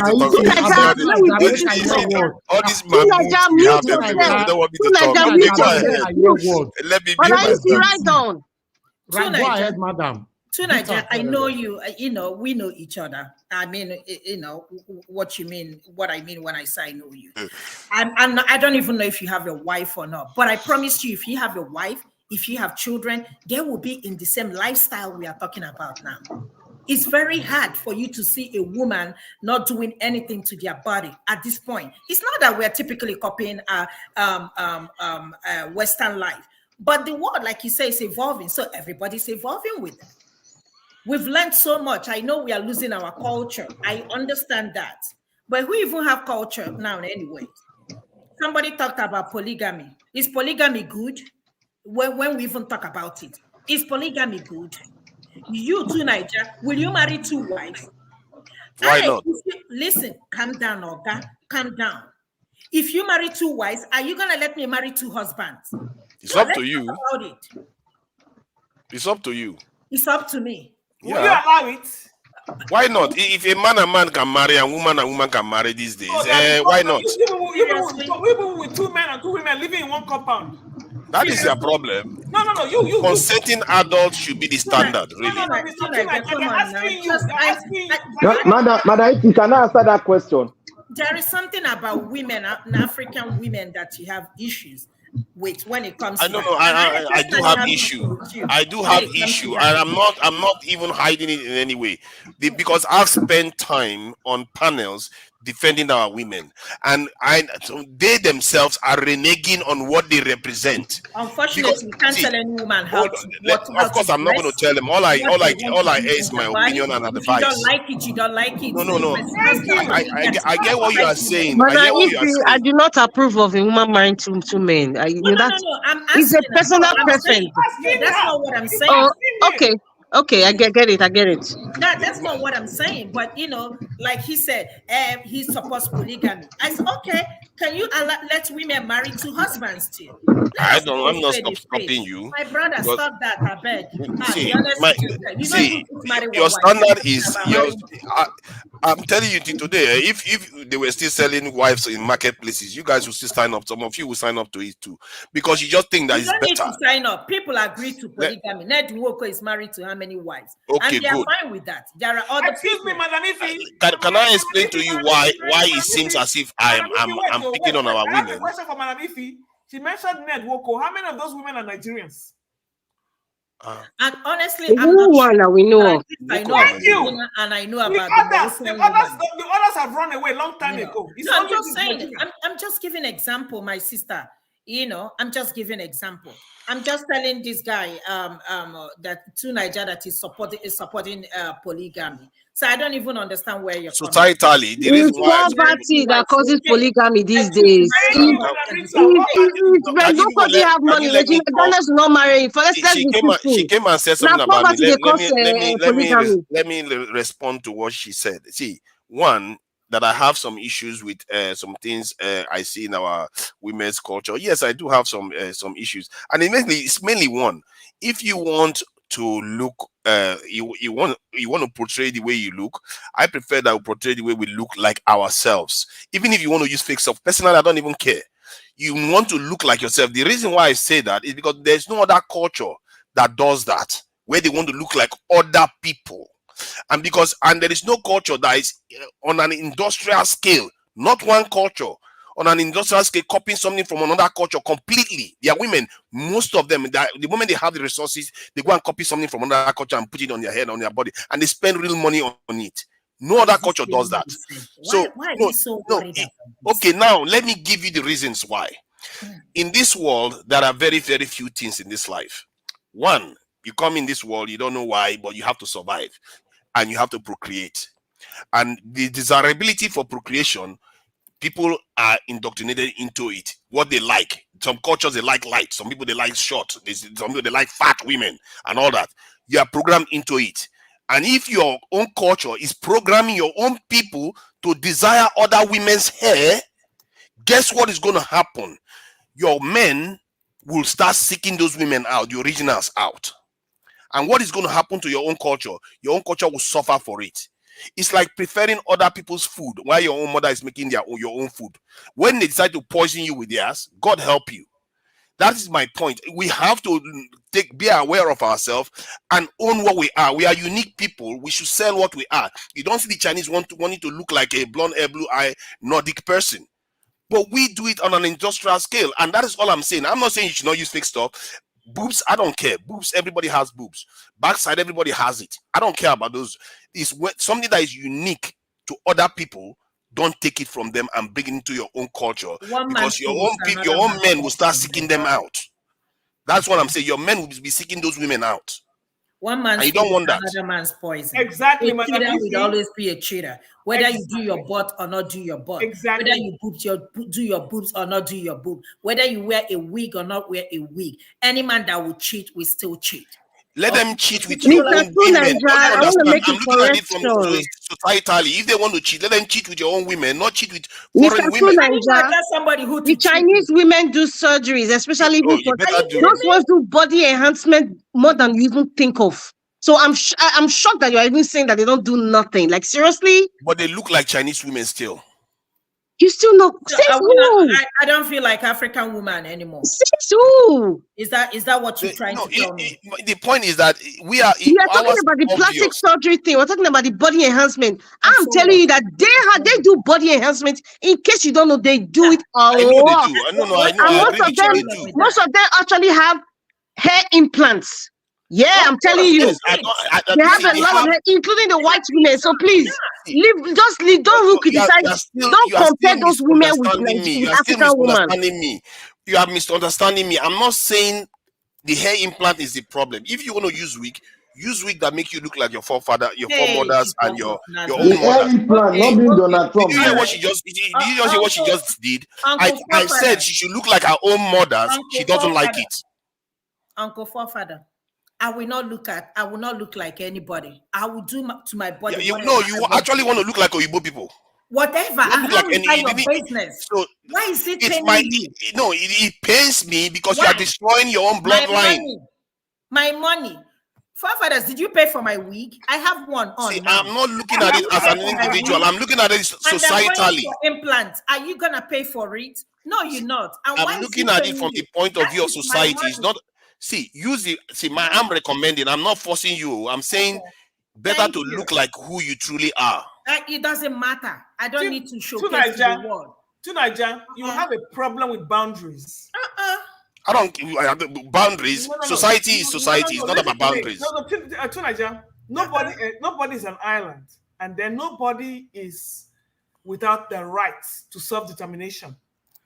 So, what the constant problem we have here is that you try to dictate to others how they should live their life. Yes, you did the same thing with Ozekome. You quarreled about his wig, that he was wearing a white man's wig to go to court, and he was See, he did not even make the culture of the law tradition in Nigeria. So you just decided to use that to stigmatize him by saying that he's destroying African culture and he should have risen against the white wigs in court. Mr. Tunaja, we need to learn to respect boundaries. That's not a boundary. That is a societal condition that I'm addressing. People to live individually, I'm not going to go and I'm not going to go to Madam Ifi and tell, hey, Madam Ifi, you're not allowed to wear that. No, that is their hard boundary. But I have a right to tell for the future generations that we have to prime them. We have to have generations. Exactly. Hold on. Which future generation? Tell them what you don't understand is that it's like you have just given up. You want to destroy your own race. What are you talking about? Let me give you. This is a personal story. When my daughter was 10 years old, the third one was 10 years old, I mistakenly went to her Facebook. Because if you're not very, very good at snooping around to know what your children are doing, you are done for.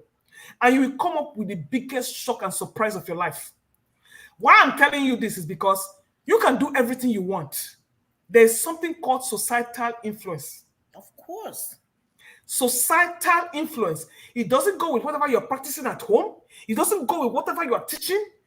This is going back to what I was saying. On the profile, look what I saw. 10 years old. 10 and proudly lesbian. That's what she put on her profile. Are you hearing what I'm saying? 10 years old. Sorry, this child has already started advertising. I think there's a hacker in our midst. That's what? You don't wake up. You don't believe your part. You don't wake up. What I'm trying to tell you is that you can talk all you want. Exactly. You can't raise your kids. Today, at 17, Black Panther. She's into men. Yes. Hello, hold on, brother. Yes. I'll go and talk. It seems there's a hacker in this group. Look at the comment section. Somebody is saying nonsense there. Nigga the niggy. Yeah, he probably came into the backstage where Dr. This thing is, and he's able to comment from there. I don't know what he's there talking about. So let me tell you, Mr. Tunaja. Yeah. Going back to what I'm trying to tell you. You can preach whatever you want to preach. Yeah, somebody might be in here. Somebody. I'm just basically saying those things, not because I want to tell individuals on what to do. I'm saying that we should think carefully about our preferences. Because if I go around dressing like a white man, I didn't have those preferences. You sure? Oh, your audio is gone. Your audio. I hope I'm not. Naija Watch. Is Naija Watch there? And don't worry, he's gonna bounce out. No, I think he's just been in the backstage talking nonsense. Somebody's in the private chat. And they should know he can use that thing when it can be automated. Yeah, he should sign him out. Obstruct our network. But he's not able to come into the front end, so he can always remain there. Let him, languish in the backstage. So the reason why I say what I say is because we have to put our own face forward so that we are more desirable than other people. It's not your choice. You cannot do anything about it. It's a choice. See, you use your people advertising black people's hair. Excuse me, I gave you an example. How the young generation now do not need anybody to teach them what to do. Because there's nobody taking ownership. And when somebody says something about it and you complain about it, you say we should take ownership of it.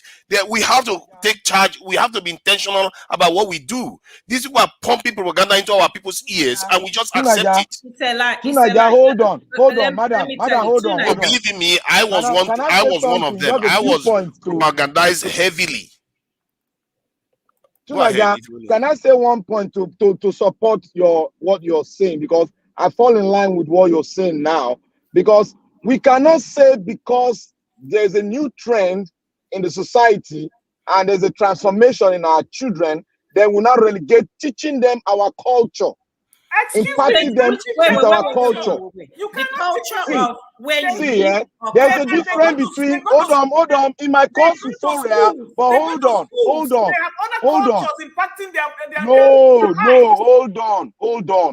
on. See, there's the mistakes we normally do. Some of the parents, they believe that I cannot change these kids the way they are doing now. That's a lie. I have kids.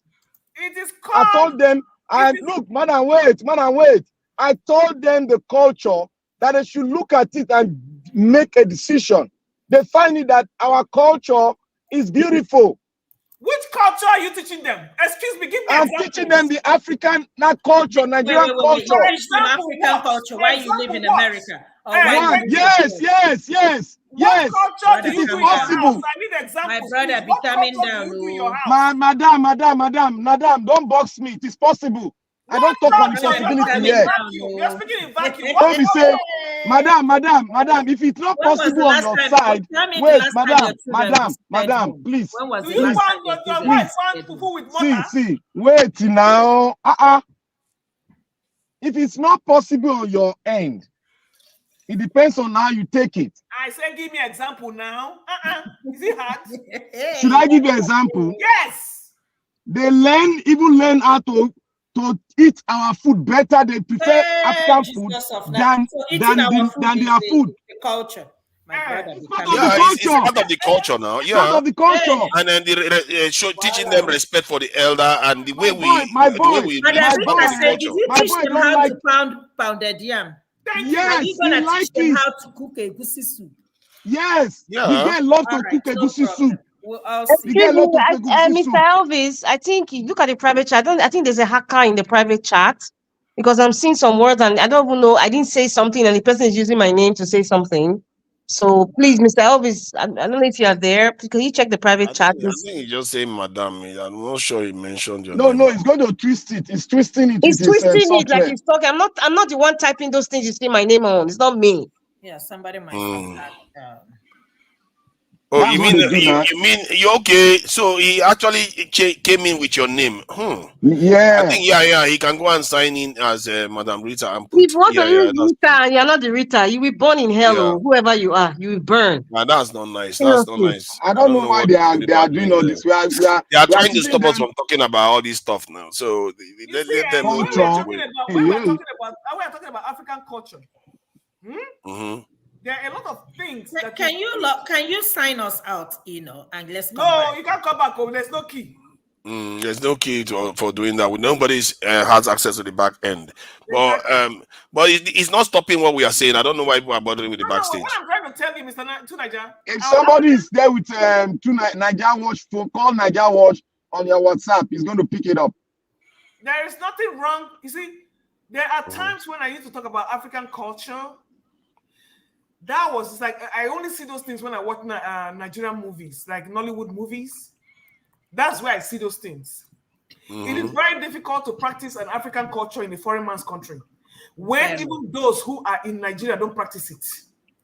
Actually, they do. That is the word actually they they do.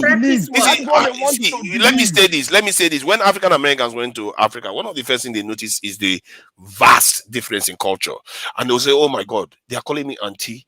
They greet you. They know. You see, because you come from the Nigerian culture, you don't see the difference. They know exactly what the culture. Some of them, it brings them to tears. You see the kind of thing that's tripping you. Somebody called you auntie. You see your problem. Madam, it's part of us. It's part of us. Oh God. No, it's not only that. It's the way we do our things. Auntie and uncle, sign of respect and all that. I'm telling you, it doesn't add any value to whatever you are doing. Yeah, but it has value. Because at the end of the day, in this world where we are, the only thing they will say, Miss this, Miss that. They're not going to call auntie or uncle. Because it's not part of their culture. It's not their culture. It's not your auntie. It's not your auntie. It's not your Tunaja, let me say one thing. It seems the ladies, they buy easily into the culture of foreign culture. And who do you blame? It's our men. Our men. That is what I'm saying here. What's about men? They are vulnerable now. This is my opinion. What are we talking here? This is my opinion. Madam, sorry. Relegate our culture. I will not allow somebody who I'm significantly older than to call me by my first name. You have to put it as auntie. Because there's this lady, there was this video that went viral. This American poet, which I love her so much, Maya Angelou. She was in an interview, this is like in the 80s or early 90s, and there was this young lady who called her by her first name. She corrected her immediately and said, "You do not call me by my first name. You should call me maybe Miss Maya or something. You have to put like a title for an older person." That's it. That's even the West Indian. The West Indians that I know. Our culture to say Miss Maya. Listen, Miss Maya Angelou is an American, right? And she must have been raised a certain way. Now I'm talking like an African woman now. Like I just said, I will not allow somebody who is like a teenager who just address me and just call me Rita. No. Okay, even I am that teenager has not experienced what I've experienced. Is not older than me. It's not even in the workplace as I am. Guess what? You understand? Because even in the right. But guess what? This is not their culture.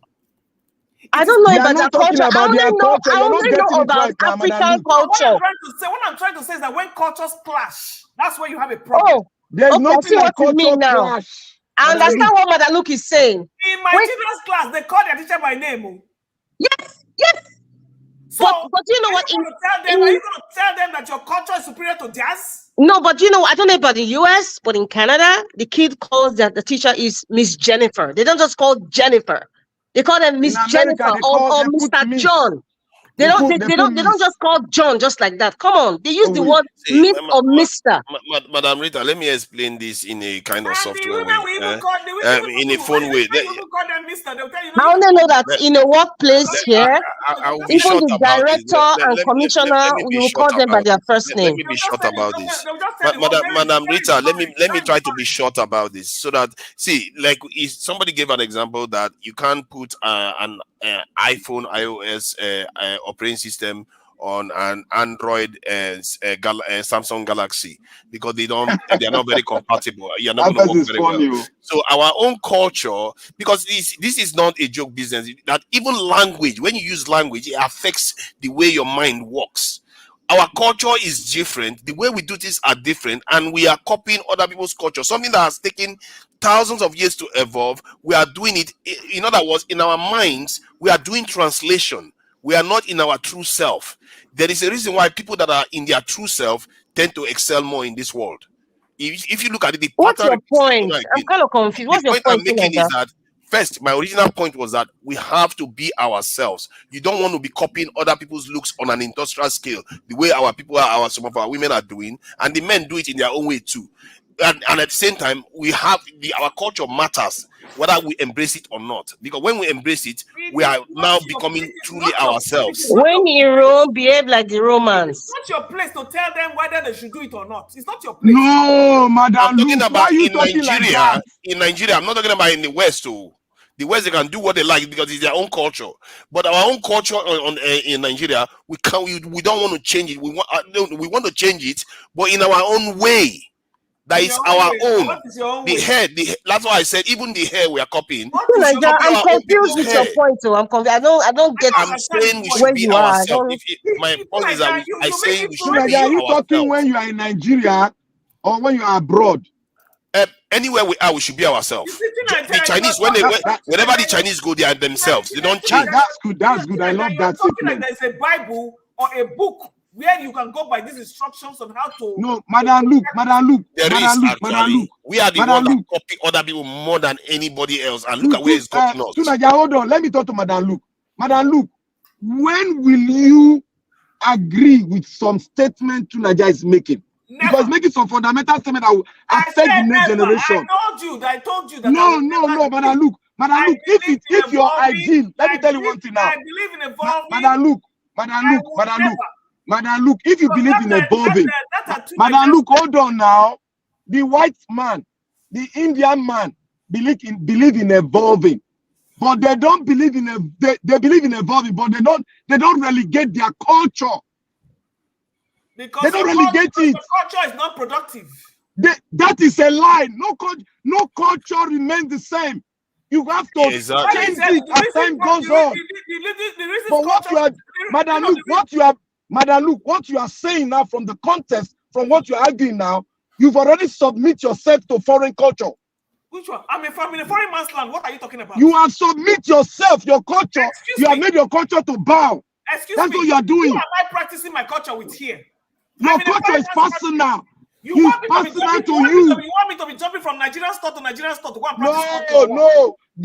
They might see. There's some things we do. There's some cultural things we do that. Who am I going to wait, Madam Luke, wait. There are some things. There are some part of our culture the white man even love more than theirs. My dear, but if you don't go sit down, they never know. Am I practicing it in my house, or where am I practicing it? Okay, for instance, now a young boy walk up to you and call you by your first name. Won't you correct that? My question is: he a Nigerian? Wait now, wait. Or he doesn't in a foreign land. You say hi. In a foreign land. Or what up? Wait now, Madam Luke. Madam Luke, you went to your brother's house. Nigerian or is he an American? Madam Luke, hold on. I want to buttress your point. I want to tell you that what you are saying is wrong. Madam Luke, if you go to your uncle's house that lives in America, in New York, and the children woke up in the morning and they walk past by you, they just go to the other side, they didn't greet you in the morning. And when they greet you by your first name. What will you tell them? I will not say a word. You know that means you are submitted. That is wrong. That is wrong of you. That is very, very wrong of you. That's very, very wrong of you. Mr. Black Panther, wait now. You want me to go and tell another person how to raise their child? Is it not? No, you have to correct that child there. It's not my child. Excuse me, it's not my child. It doesn't matter. It's your brother's child. Gone, Mr. Man. Those days are gone. I cannot correct another person's child. I believe that I can't even say anything because there's nothing we can say. You've already submitted yourself to Black Panther, It has happened all the time. We go to Nigerian parties all the time. My nephews, my cousins, they walk by, they don't even say one word to you. My cousins here in America, they don't dare it. They know me now. They don't dare Mr. it. Black Panther. I tell you, they don't dare it. Mr. Black Panther, that Very question sick. you asked, Madam, look, you know how I'm going to respond. Me, I don't tolerate any dissident child. I don't God tolerate bless you, it. man. I will always correct and say, come here. Even in the presence of their parents. Next time, That you is can it, greet madam. everybody like that. But when you see me, this is how you should address me, okay? You have to say it. There's a way you say them. I don't care if the parent is upset. I won't enter that house again, but I have to maintain my stand of who I am. And because I know who I am, Mr. Loretta, but I'm telling you.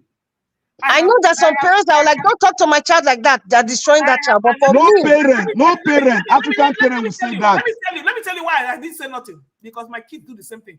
My friend was in a grocery store one day, and my kids were there. This woman came to me and was lamenting how these children looked her in the face and did not say one word.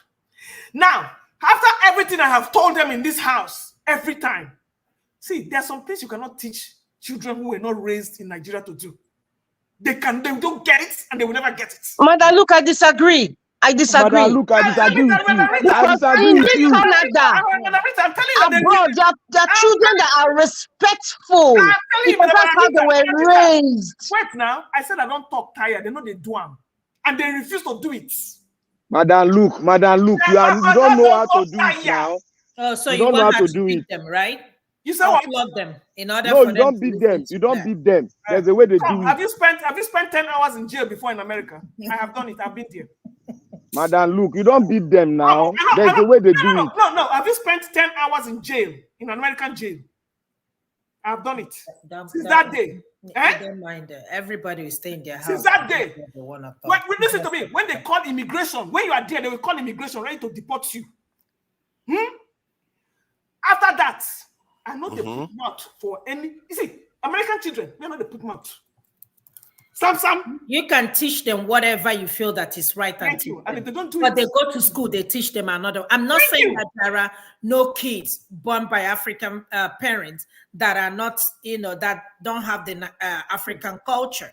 But just very few of them. You will say and talk and talk and talk. Yeah, it's a lower percentage. That is a lower percentage that do that. However, I've seen them here in the UK where they have children here, they grow up here, but the children are still grounded, especially in the southwestern communities. That the parents of other people are not talking. No. It doesn't mean that most southwestern, like the Yoruba people, they tend to preserve a level of decorum. It is their time to assess. See, even Joshua, even Anthony Joshua is an example of what we are talking about. Wait. We went to London to visit my nieces and nephew. My sister, all of us were there. We're having a family reunion. This same hair problem we are talking about. One of them had rainbow hair, all those things. You know what? And my sister just asked her, said, you know what? Like you were saying, a national African wig would have been better. This one is kind of looking really. You know what she told her? She said, I paid for it. Auntie, it's none of your business. Straight up. What are you going to do? What are you going to do? You are in the UK. It's already too late now. By the time that he's saying that, it's already too late. You think it started when you think it started that? That is what they tell their parents. So if they can tell their parents that, they will tell you that.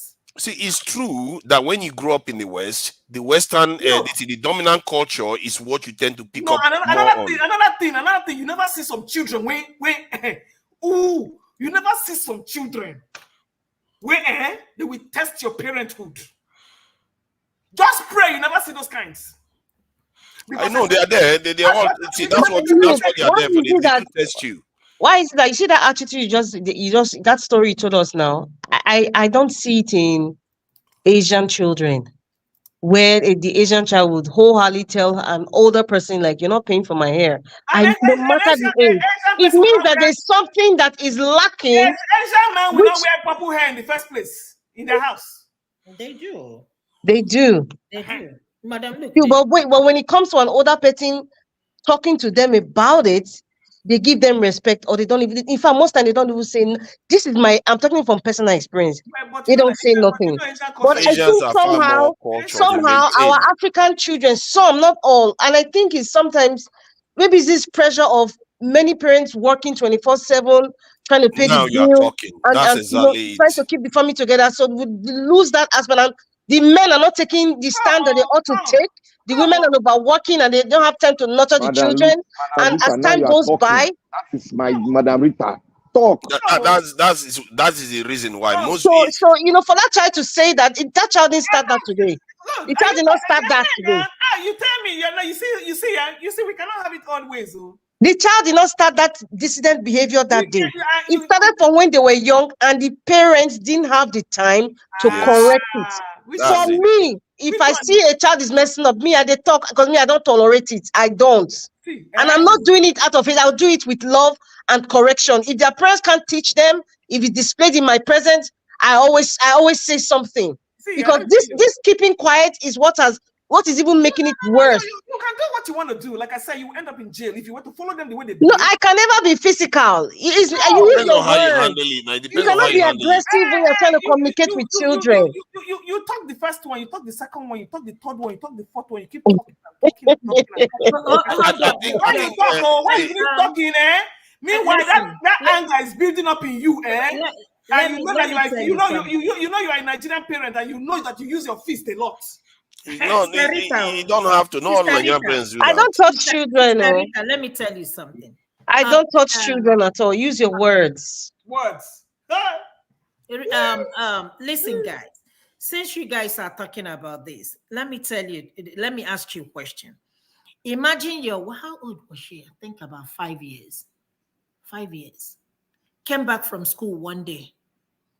So sad. I was here, my friend called me and said, look at what I'm hearing in my house. I said, what? He said, Mama came back and told her that she wants to buy herself. I said, where did that come from? She said they've been asking her and she couldn't talk. I said, what happened? Anything happened? He said, no, we dressed her up and, went to school this morning, came back this evening and has been so quiet and, not really talking and this and that. Guess what happened? Because she had another student, another pupil say that. She doesn't have no clue what she was talking about. So I recommended, I said, please send her to therapy. I beg, send her to therapy. This is how we start. So in a situation like that, please, Mr. Panther, please, forefather, tell me what you're going to do as a father, as a parent. What are you going to do? No, let's talk about it. Call 911 immediately. If a child is talking about taking their own lives. Culture. In our culture, is this no? We are talking about call which 911. No, we are talking about culture. Why I'm saying this is that you teach your child. This is a child that was, or rather, bringing up in a Christian home, and then you go to school and somebody said this, and you just heard it and put it in your head and brought it back home. What are you gonna do as a parent? You talk to the child and dissuade the child from thinking in certain ways, isn't it? That's what you do. No, it's not our culture no more, right? So what do you mean it's not our culture? Do we talk about this when we grew up? That's what we are talking about. Madam, hold on. Black Panther, don't get into everything. Let's just finish this line of thought. She has finished now. She has a question now. She hasn't finished. Madam, let me answer now. No, what I'm saying of me listening to her, then you just jump in. Right? We are talking about culture. This is a girl that is, is a very, her parents, they are doing well. Very good upbringing. Do you understand? I'm talking about the influence other kids can have on your kids. No matter how much you try as a parent, you go to school, you don't know what they're going to bring back home. My friend almost went crazy. Yes. Like I said earlier on, when you are within a dominant culture that is there, that is not yours, is going to have an impact. That is one of the sacrifices you make when you travel overseas that most people don't factor in when they go overseas. when that stuff happens, what are you going to do? You're not going to say, oh, because we don't talk about it in Nigeria, I ignore it. You will talk about because in Nigeria, you don't get that scenario play up that often. But because it has played up now, you talk about it like a human being. That Nigerians, it's not like Nigerians are just culture and they don't talk about stuff. If somebody says that stuff in Nigeria today, the parents will talk to the child. They don't just say, shut up, don't talk about it. They'll talk to the child and say, based on this thing, on what you've just told me, life is very, very important to you. Don't think like this. Look at all the things other people have that you don't, other people don't have that you have. There are ways you can talk to a child based on this other stuff. It's a difficult subject. It's a difficult subject. Can I take it from where you stop? Yes, so wait, Mr. Black Panther, wait a minute. You see this talking, eh? That is why I kept telling you, when you see talking about roles, a woman is natural, a father is this one. Well, a time will come, when both of you will have just to sit down and take tea. You that one that you are running around and just not in the house, and you leave everything for the woman to do. To be talking with no male presence, or women with no food. See, when the children will begin misbehave, it will be too much for one person to handle. I know. I've seen it happen many times. So when you start talking about the woman is a natural, a man is a natural. Madam Luke, hold on. More than it takes two. Yeah, go ahead. Madam Luke, look, what you are saying now, is totally different from what we are saying. What you are saying now, you're saying, no, let me tell you what you are saying. Look, in marriage, it takes two to make it perfect, to make it good. You don't expect the woman to do the talking while the man sit down eating banana somewhere. No, it has to be two of them. They have to send the same message. They have to be an example to their child.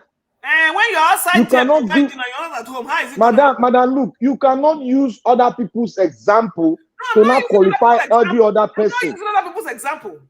You people are saying that we have the role. Well, Mr. Tuna just said no. The role of a woman is right there. But we don't have to, because their role is to do this, then we just back out. It's not done like that.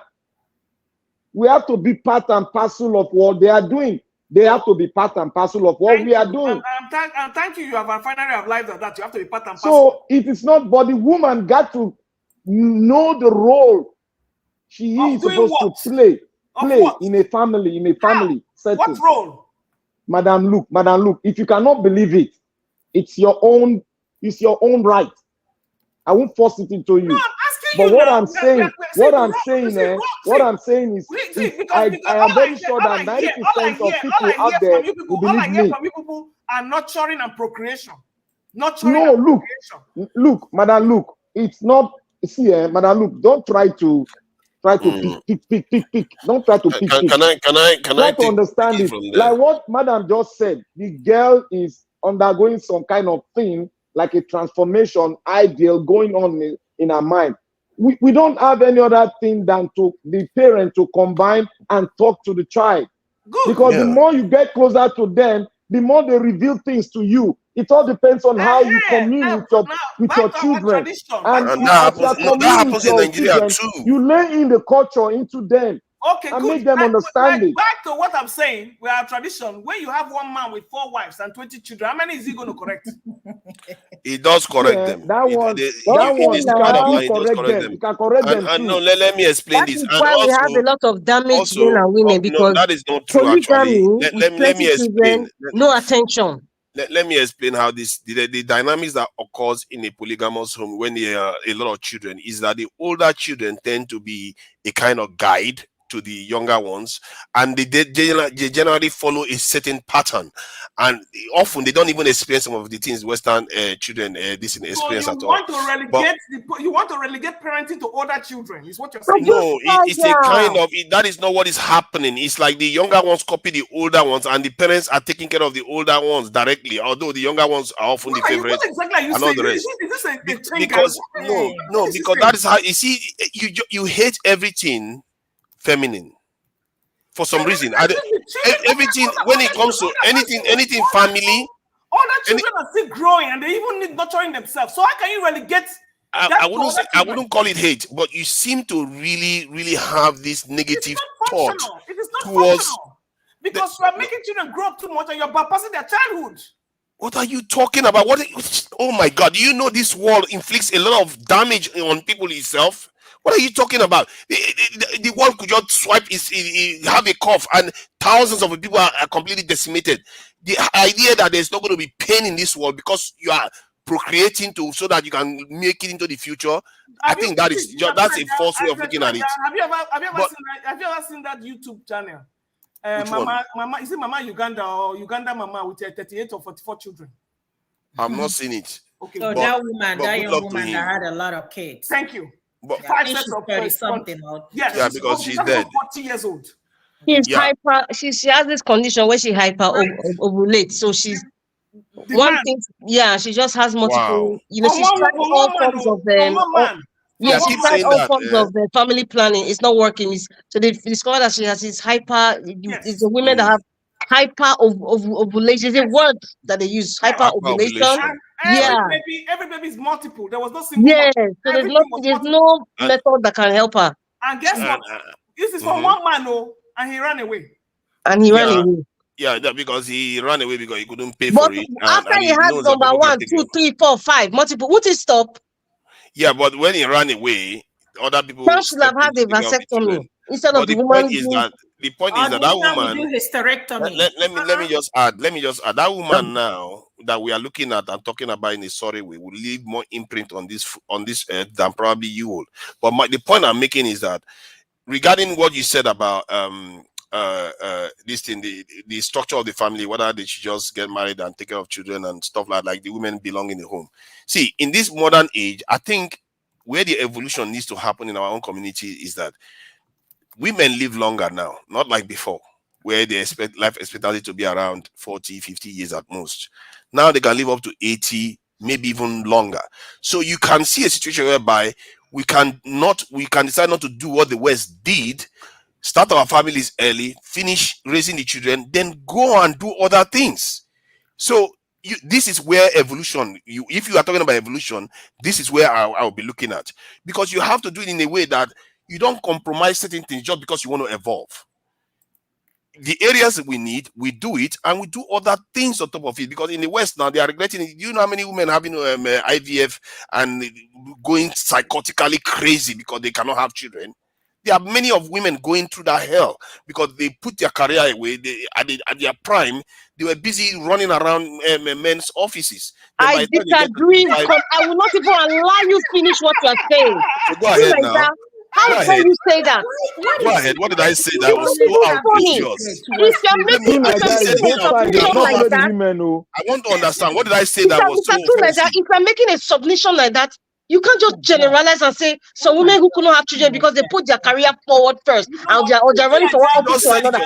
I said some, not generalize. I said some. In fact, that is not even true. It's not even true. It's a fact. You want me? I wish I was on I control the back end. It is not a fact. I disagree. I will show you the data. It is not a fact.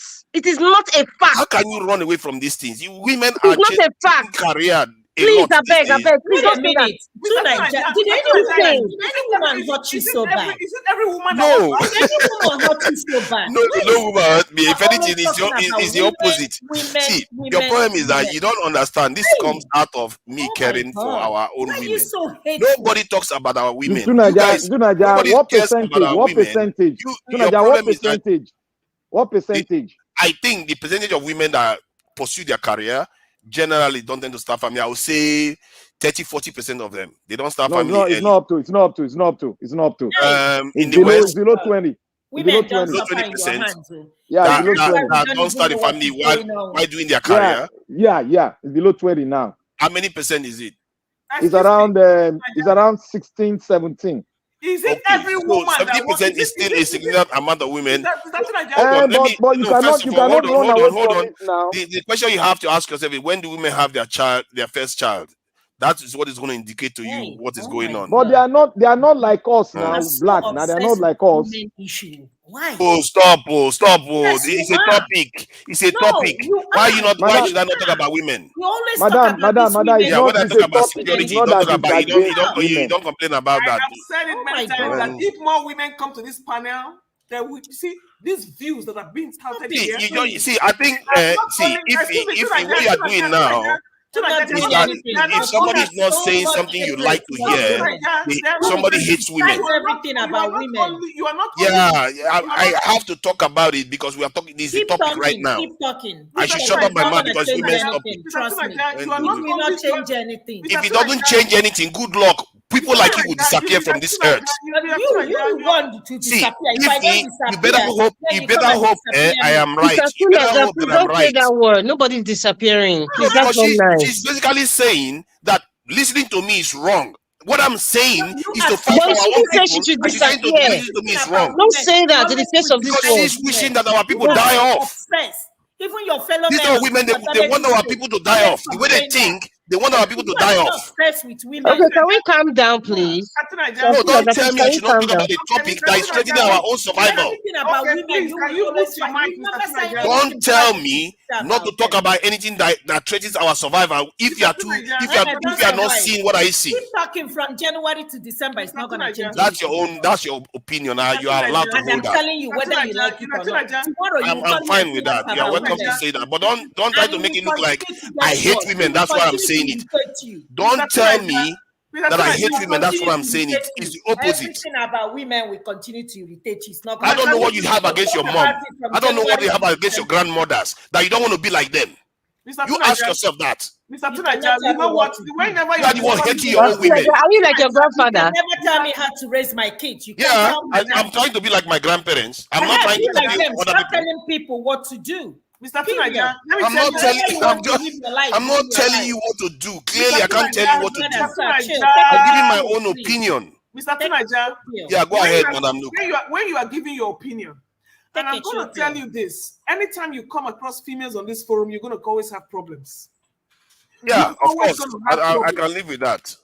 Yes, you can live with that. I know you can live with that, but you see, there are some things you say that are very offensive because you try. It's only offensive when they are so brainwashed that they don't understand what I'm saying. Is our own good.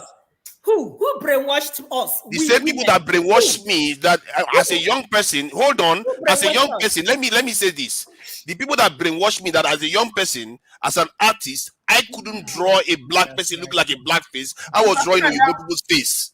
That's the people that brainwashed. You are brainwashed. Most of us are not brainwashed. You are brainwashed. That's what I'm saying. That's why you hate your own culture. You were brought up so you hate your own culture. You guys hate your own culture. You hate your own looks. You don't want to look like your mom. And you call me the hater. You are the one that hates it. You are self-hating. That you're calling me the hater. I have to do what I want to do with my body. When you are turning away from your own ancestors, I will call you out. Mr. Tunaja, I have news for you. After you come and force me. Don't blame me for calling you out for turning away from your own ancestors. Come and force me to be how you I'm not going to force you. Why should I force you? I'm not here to force you. Mr. Tunaja, I have news for you. I will not force you. Why would I force you? Mr. Tunaja, I would like to tell you that when I was growing up, I didn't have any culture in my family. There was no culture there. And I'm going to tell you why. Even when I was growing up, except your normal salutation greeting of good morning, ma, good morning, sir. Everything we practiced in Nigeria there was partly the Western culture. And that's to tell you that the culture in Africa is so far eroded that all we have is a blended mix of hodgepodge of different things. So what you are looking for now, you are trying to go back to orthodox African culture. No. You cannot, it can't happen. I'm sorry. Even in the olden days, we are wearing mini skirts and mini dresses and all. In the 70s, 80s, 60s, they were wearing it.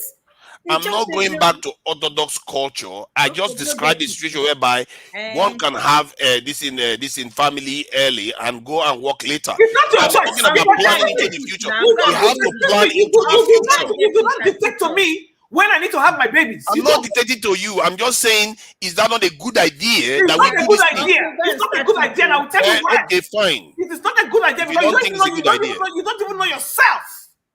Uncle, I don't know, man. I don't know. I just think that you don't even know yourself. Procreation. I just think that procreation is not the first thing on agenda for you to live your life. Wow. You need to go and learn yourself. Know yourself before you start opening your legs to procreate. Like rabbits. You say we are progressing like rabbits. Then what are you going to tell the Indians that live on a landmass 12 times smaller than the landmass we live on?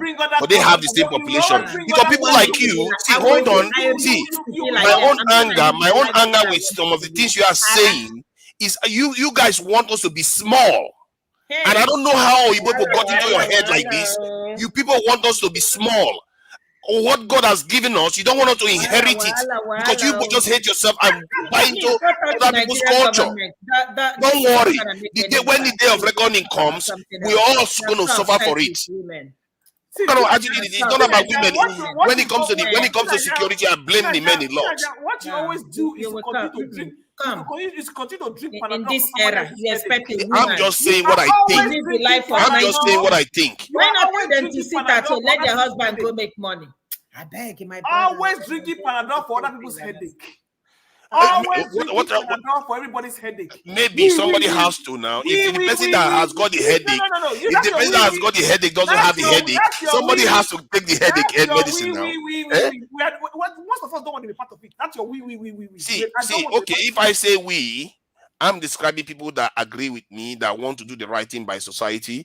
If you want to buy into the society that is something that is going to kill the society eventually, it's up to you. Society is already dying. So what are you complaining about? Then see, you don't have hope. I do. Maybe you see that is the problem. You see, viewers should be paying attention to what is going on here. Now it's beginning to show itself that they don't have hope for our society.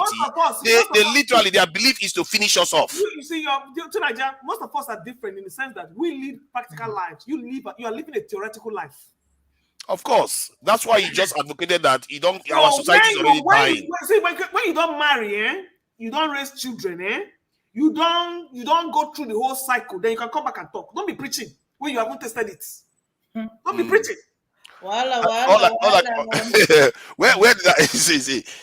For me, it's a very simple thing. I look at this societally, it's not personal. When you tell you where the danger is, you don't know the struggle. People are struggling to keep their families together. Where they're trying. Everywhere, every part of the world, they are struggling to keep their families together. Okay. Chinese, they are doing it. Okay. So Africa is doing the best they can because of the numerous things they have to go through. And that is why you have many people succeed. You have people like excelling in different parts of the world. You should be looking to inherit the earth, but no, you don't even have aspiration. You are aspiring for our end. You are aspiring for our end instead. That your plan is for our end, not for our survival. Inherit which earth? This very earth. Maybe you think that there's heaven somewhere you're going to go and dance, but that's not where there's heaven. No. This world is all we know, and this world is the one God gave us. Luckily, we have a good land, and instead of people to embrace it, you are busy trying to kill it with your attitude. I don't understand it. You say I hate women. Why would I hate our own people? Yes, you do. Why? Yeah, come on, stop it. We come up with the most ridiculous. Because my ideas, you might not like my ideas, but I don't hate women. Criticism when it comes to women, everything about women, you will always find. No, come on, man, stop that. No, it's always negative. Because one day, if you one day, you know what I'm gonna do? I'm going to try to pull that video if somebody got the video and watch me defending our women. But you will not see that. Which women? And everything I said here is not a criticism of our women. The women that suit you. The women that suit you. Everything I'm saying here is not a criticism of our women. It's a suggestion on the way forward. It's a suggestion. I don't know why somebody is saying something. You see, what you hate is that what I'm saying is against your feminist brainwashing. It's not. That's what you hate. It's my body. I gotta do what I gotta do on my body. Of course, it's your body. No, it's not your body. Your ancestors borrowed it to you. It's not yours. It's none of your business. You see, that's the problem. What's wrong with this generation? Your ancestors borrowed you to your body. It's not yours. Forefathers, you are lost. Your ancestors borrowed you your body. In 1980s, we all think individually. Where have you gotten us? At that time, it's what we are wearing today. Maxi, we are wearing Maxi today. Mini, they wore mini then. I can see some of my mom's picture with her mini dresses, and we will laugh about it. Today we are wearing mini. They were wearing madam, if you who gave you the body you have, madam, if you who gave you your body. Makeup. Today we are using makeup. So madam, if you are going too far, I don't have any issue with makeup. Did I say I have issue with makeup? No, the Bible. I don't even have issue with surgery. I don't have issue with surgery. You want us to go back to the Garden of Eden with time fig leaf or what? What exactly is your problem? Of course not. I just talked about raising a family. Then you can go and work and do whatever you want to do later on. I'm not going backward. I'm planning for the future. Wait. I should raise the family first. Then I go and do whatever I want to do. Yes, because that is the shape of the world that is coming in the future. Let me explain what I'm trying to say here. You must be dreaming. See, what I'm saying is that you don't understand. When you're younger, you're stronger. You're fitter to raise children. And then later on, you can go and practice your profession. And then you walk into the store, just pick any man on the shelf and start procreating. There are women 40 years carrying baby napkins and all over the place. And so what? And so what? Because so what? When is it just your business if somebody? See, I don't understand how you reason. Because even they are complaining. I'm telling you. You see, I don't know why. If you are acting as if you are defending women, I'm telling you, most of the things I'm talking about is women that are telling me that it's not they don't like it. What if you don't find a partner that you have to get married to early?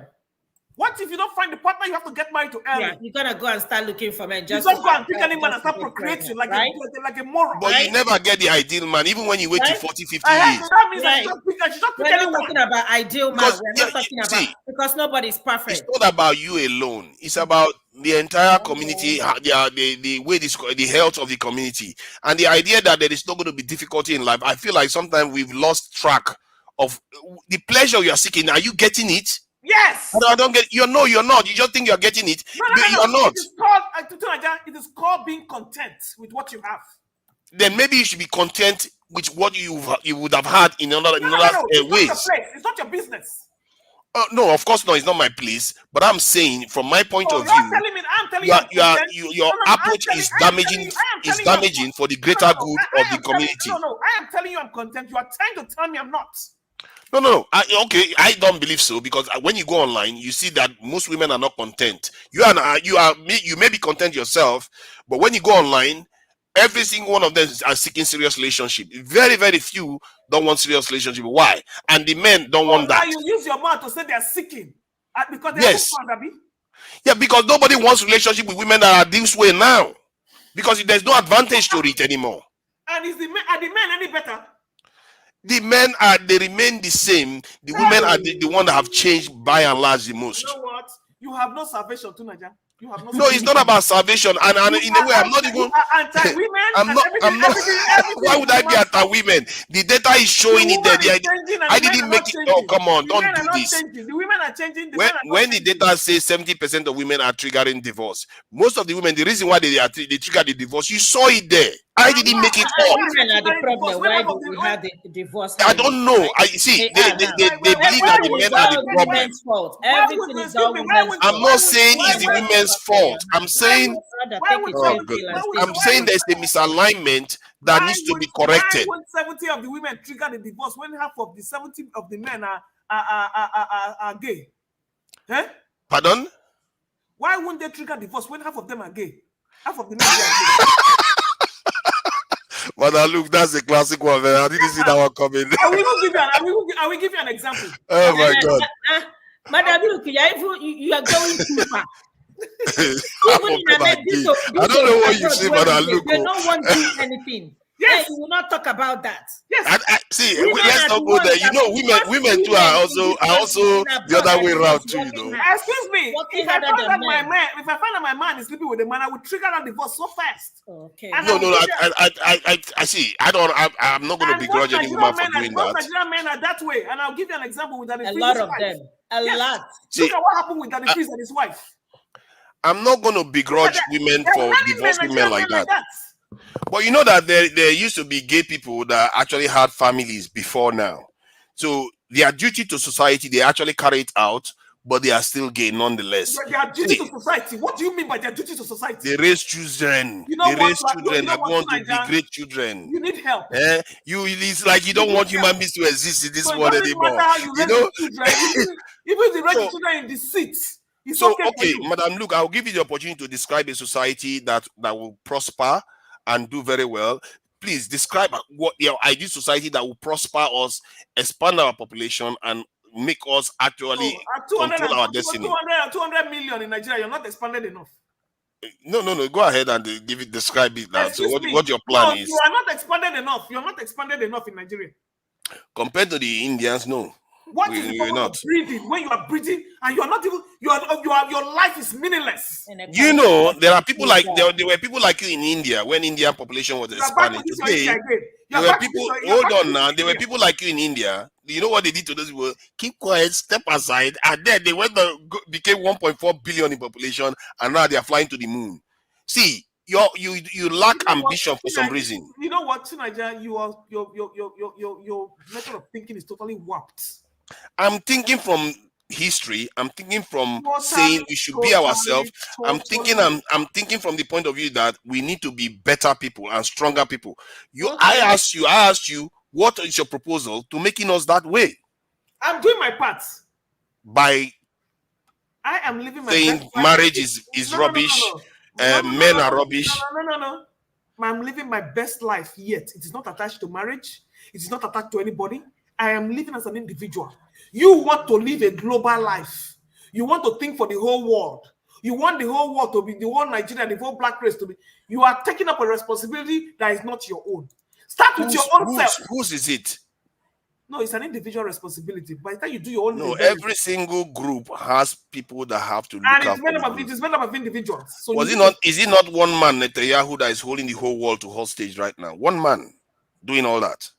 So if you don't want to take charge, God gave you this world, and you don't want to do with it as God gave you, then some other person is going to do it for you. That is why you have survival. That is why biology has evolution, survival of the fittest.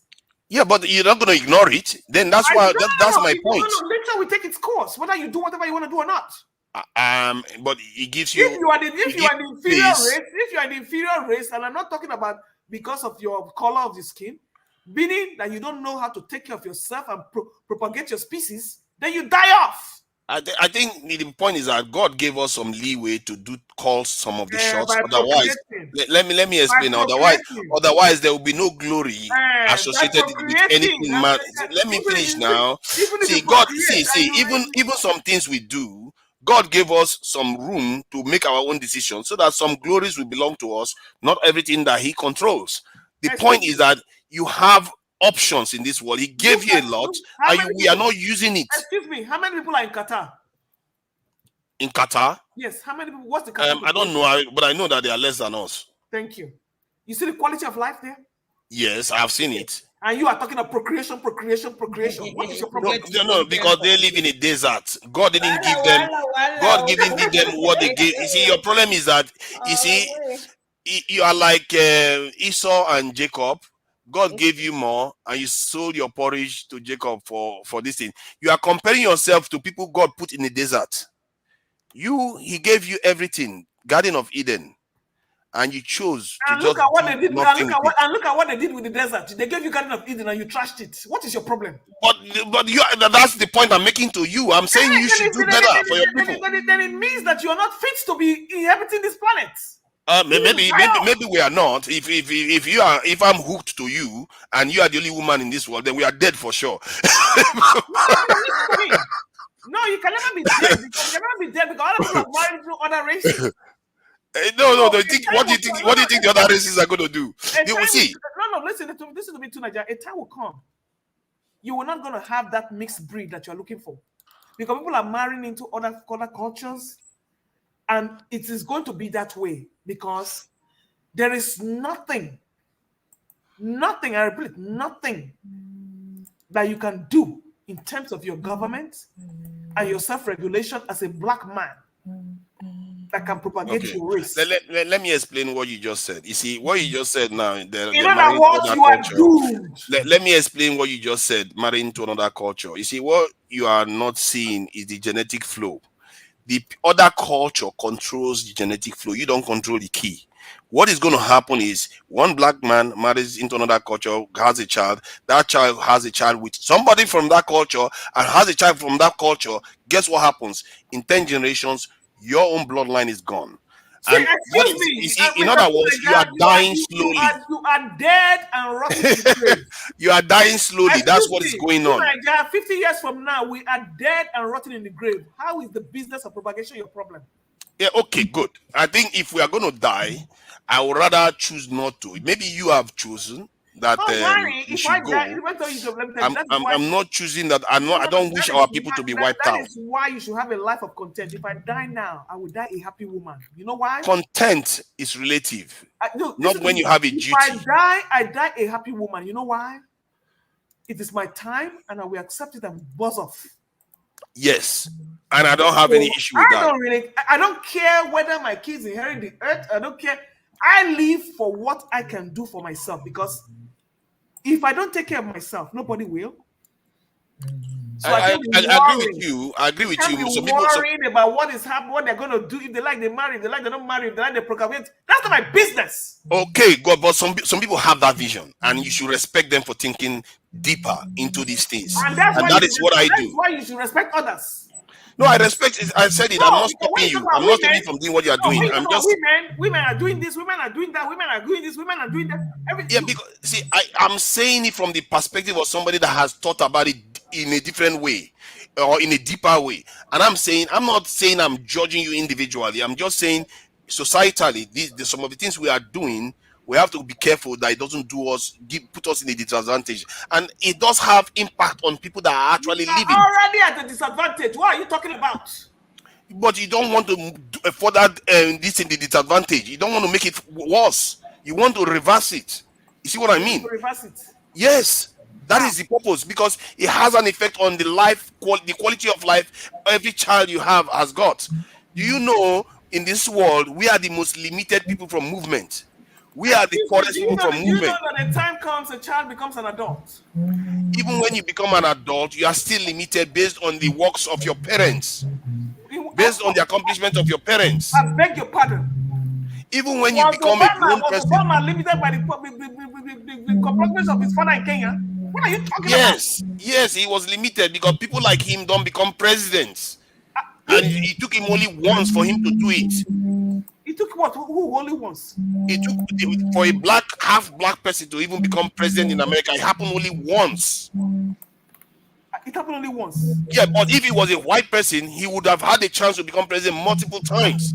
So what you don't understand is that every child that is born into this world has some advantages and disadvantages that their parents left for them. First of all, this is a country with majority white. Okay? This is a country of majority white. For a black man to even show up like a total eclipse of the sun, I would appreciate it. Oh my God, man. What is it?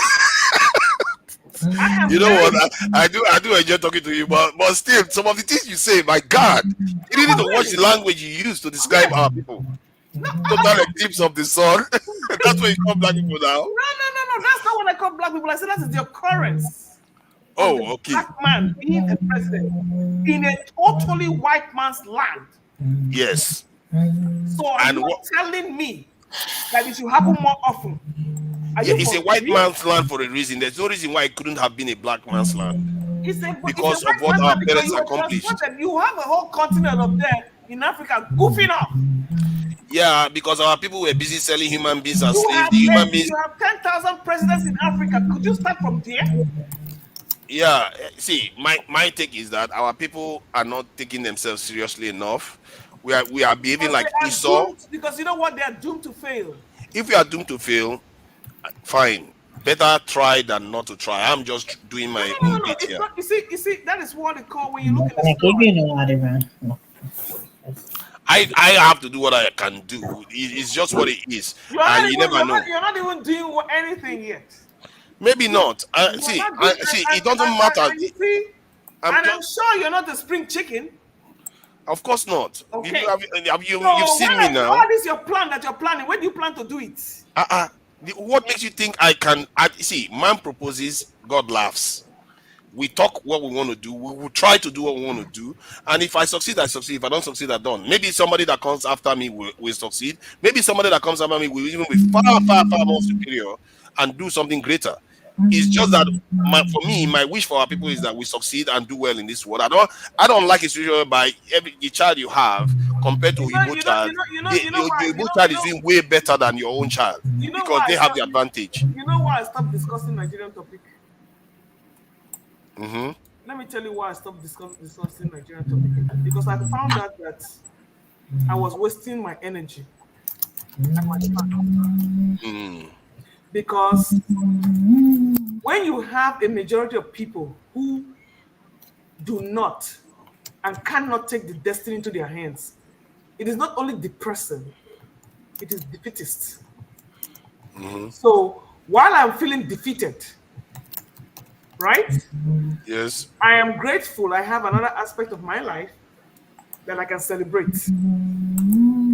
Because for 60 years, it has been more of the same in Nigeria. And I've looked all over Africa where we were colonized, but we even exported our brothers and sisters. I don't see progress anywhere. So it is not encouraging for me. It is not encouraging for me. I understand that. And I only came in when I had man-woman topic. see, That if was I look because- if I look at certain things that is going on in our society, like even some of the culture, like from the way the women dress and everything, I could have said, you know what, our men are useless. Everything is in decay. Don't bother. What do you mean by the way the women dress? Why must you go there? No, because the men are also incompetent in terms of security wise. I call them out every single day on these type of things. They don't fight for their own people, and if all these things, and it's a form of decay that I see, and I could have said, you know what, this is too bad, but in the end, it's what I am. I pretending as if it's not me. It's crazy because I'm part of the community, and we are the ones that created it. It's our duty to fix it, just like we both fix their own. And we're talking about where tradition is bad. Look at how this Junior Pope died in Nigeria. You know who Junior Pope is? Yeah, Junior Pope. I don't know him, but I've heard the name. I never heard of him. But you see, this was a man. Yeah, I saw him. Yeah, the guy in the boat. Yeah. Thank you. Rather than going to take them to the hospital, they took him back to the riverside to appease the gods. All this about tradition. Yeah. All this about tradition. To tell you how backward we are. There are certain things that need to go away. The only thing that they are changing now, certain things. No, of course. I said it now. I did say it already. I proposed it already. I said some things need to change. I don't even believe in that we should go back to our traditional worship the way it was before. We need to advance it than the way it was, because the people didn't keep their Christianity the way it was. The people separated science from Christianity. They separated government from Christianity. They separated a lot of things from Christianity. And we have to learn from that. We have to really, really think deep and project ourselves into the future, because that's what it's going to take. We can't remain stagnant. We can't copy other people and think it's going to work for us. Like I said, there is no community. There is no community that has evolved to be progressive by maintaining archaic and sentimental values of our existence. Yeah, but that's not what I'm advocating. I'm advocating that we should be ourselves.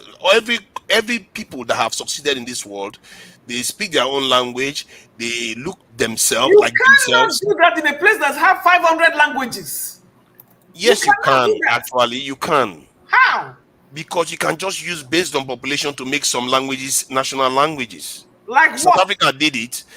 Zimbabwe did it. It's not new. So Zimbabwe has about 16 official languages.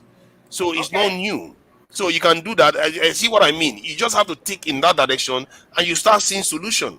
There are solutions to our problems. It's not because they don't exist. They are there. So, I mean, like I said, it's not practical in Nigeria. You can't do it in Nigeria because now the instructions in the schools and even the offices, everything is English. So how are you going to go back now to start doing that? My father, bless his heart, he could not even speak his language. He started learning it from the book when he was like in his 70s, in his 60s, in his 50s. What you do is you do it the way the South Africans do it. Some things you learn it in your own language, other things you learn it in the English language. Those are Nigerian governments now.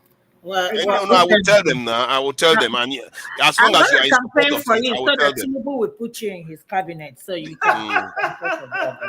See, if he puts me in his cabinet and he gives me the right to do everything that P2B is doing, he wanted to do, I'm fine with that. Point is that it's not about the government; it's about what you can do when you get there. So you get where I'm coming from. It's not about hating; it's about our future, where we want to be. I want our women to be able to get out of the house and say, you know what, I'm going to India today, and nothing is in their way. I want to do anything like everyone else in this world, and nothing is their way. They don't have to be worrying about their passport, or their children doesn't have to feel like, oh, other people are better than them somehow. And whenever they see their own people are looking like people that are gate men, all kinds of stuff. No, that has to end. There's no reason why it shouldn't, because we have been given so much. That is my only position that seems like I'm being negative towards women. I'm not being negative towards them. I'm saying that we deserve better than what we are getting right now. That's all. Okay. Exactly.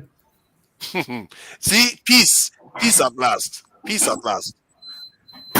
So yes, it has been good. And then the only thing I was saying that we just need to keep supporting each other. And in as much as I want to believe that we do have roles in our relationships and in our homes, I do believe that they're very fluid and they can change at any time. And I do like the fact that things can change, because what I need to do, what I need and wish for my family is that if there was no one around, I could carry the family by myself, and to the point without depending on the man. Exactly. And I believe in that too. Yes, when he gets to that point and he can carry the family without a woman, not because there's no woman, but it's because you find people that you're compatible, but not just because you want to do it, because you're looking for a replacement. But for us to be able to carry out those roles, we have to be equally empowered in our homes. So there's not like, oh, you go be the breadwinner all the time, and then the man pegs off, and the next thing I'm looking for somebody to help me because I never left the house and I never learned any skills. And then for me, I would even suggest that we kind of return to some element of communal support of each other. Where the term, it takes a whole village to raise, like where they say it takes a village to raise a child. We want to get to that kind of situation. What does that mean? I think it will take a kind of coming up with a modern version of this, where you have support. Even if you are a single parent, you are not on your own. The way it is done now is very grueling for single parents. It needs to be just as good as it was before. You see, the good thing about it is that you need to go to your family system. That is the only thing I can say. You need to have a strong family system that you can rely on, like sisters, brothers, that community is what you're talking about. It should come from within the family, because they know you best and they will look out for your interest, hopefully, possibly first. Madam Luke. Yes, ma'am. I disagree with you. No, I'm just no, listen now, wait. Madam Luke, wait. No, we're gonna make forefather our Nigerian president so that he can change everything. What is he talking about now? You see, these enemies of progress. They want to make me president. He doesn't want the best for me. Create a ministerial position for you. Even you can take over the position for the women's affairs. Better do the appointment. You don't mean me well. You really don't mean me well. You want me to go and be this? See, point is that there are ways you can do it. There are ways you can be our brother's keepers, and like what you, Madam Luke said about family. You and government can incentivize it too. Can kind of encourage that kind of structure. So that in a way, the Chinese do something like that. The Chinese, they don't have benefits like they have in the West. It's not the same. They do it through the families somehow. So maybe we can come up with something that is far more efficient than what people are practicing now. So which is fine, which is okay. But my thing is, it has to be a situation whereby, it's going to be difficult. It's really difficult because the cohesiveness is not there. And I'm just going to say we are already at a disadvantage. Yeah. A major disadvantage. Majorly. So everything is just against all odds for us. And while we're trying very hard I believe everything starts from the individual. If you make good choices by a stroke of luck, you might make it. But then again, you have to deal with health challenges. You have to deal with other things that are beyond your control. So the only thing is that you can only try your best to do what you got to do. That's all you can do. For me, I think you are forcing me to think about this in that direction. I never really want to. I never really thought about like the structure of families that might be suitable for African state. Because if Nigeria becomes richer, that has to be talked about. No, I don't know what you're talking about being richer. The one you have, you cannot even manage it properly. What, do you mean what is wrong? What the one the one we have now is not even enough to go around. It is more than enough, but people forefathers for president, forefathers for women. People are it is enough. If you have come with your trouble, you don't mean me well. It is being heavily mismanaged. I will support you. I will champion that. We want to. You know what we want to do? Because of every time I have a conversation, our resources are getting mismanaged. You hear that a lot, and I really want to calculate how much the government actually does. Managing it, they are stealing it. Yes, managing waiting. They are stealing it. Okay. They are stealing it. But what if we calculate? What if we do the calculation? We found out that 80 to 70 or 70 to 80% of all the money that the Nigerian government budgeted, and including the loans, are actually being spent on this and that. It's only 20% they are stealing. What would you think? It's a lie. Spending what? What? Tell me what you have seen. Like on salaries, on the cars, stationaries, all those things that they use in buildings. Where they will build a borehole for 100 and something million. Yeah, but that's no. What if all that was just 20? No, Madam Ife, what if all that was just 20%? Would you be more forgiving? It's not. I was right by my father's grave. It's not. I think one aspect of the Nigerian state that is also frustrating is that allocating budget to office of the first lady. You will put Kemo, who doesn't know anything about plane engine. You put him as a minister for aviation. Yes. What do you have a problem with that? Is he not the one that approved this airpiece for London now? Why is that a problem? Can approve that, including them. You are a troublemaker. See, the guy did well. He supported Oyema to have. How much did he take? Let's talk about it. How do you know he took bribe? Oyema said he supported him. No, he did not. Okay. Take yes for an answer, Mrs. You want him to not support him. He supported him, and the guy got this, and it looks like he's going to support him, the airline industry further. I said this earlier on. Does he have a choice? See, does he have a choice? He does have a choice because you know that they have useless leaders. You know that Nigerians will drag him.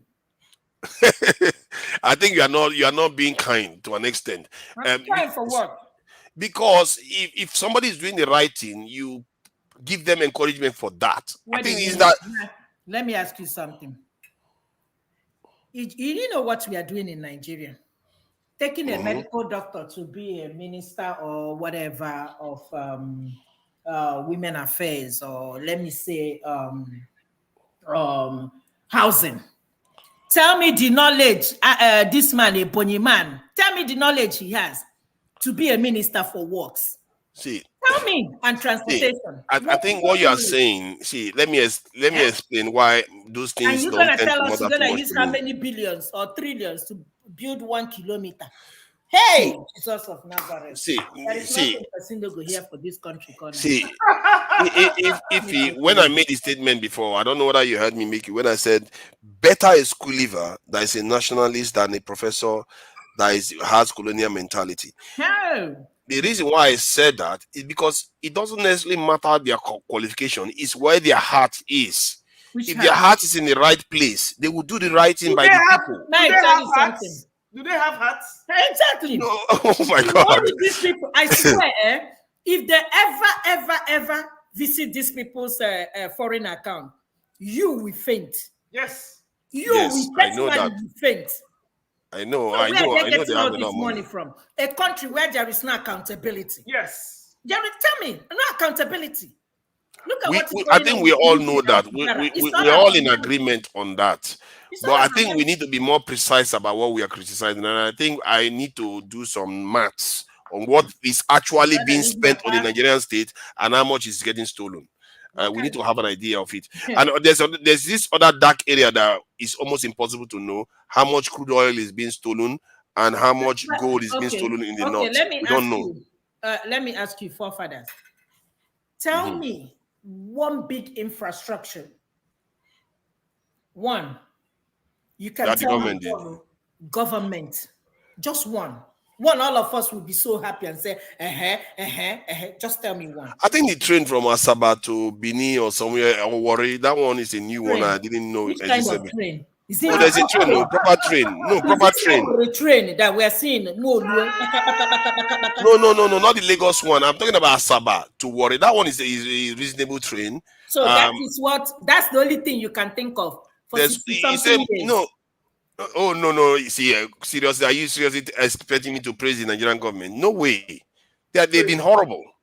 They've been horrible. They've not done anything that good in Nigeria, but they've done some projects. If you're asking me what has happened in the last 10, 20 years, yeah, they built some train lines. That's what I'm asking you. What name the project?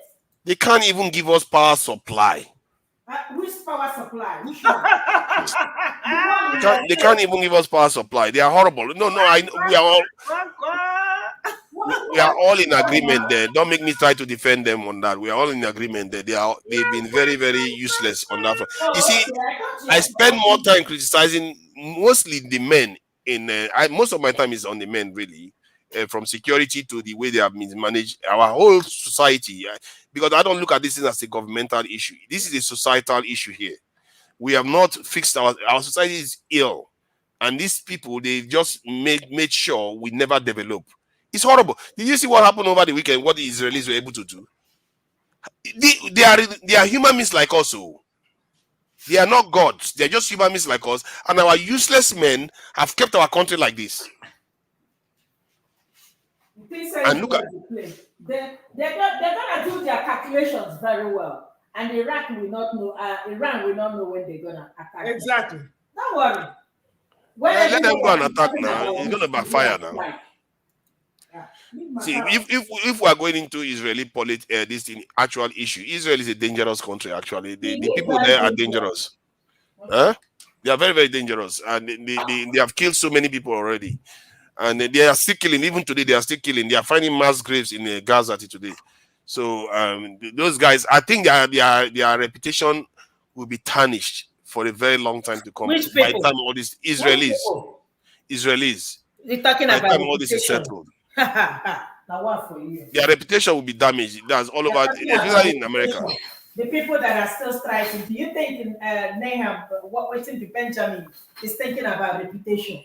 I'm telling you, when it's almost in the grave.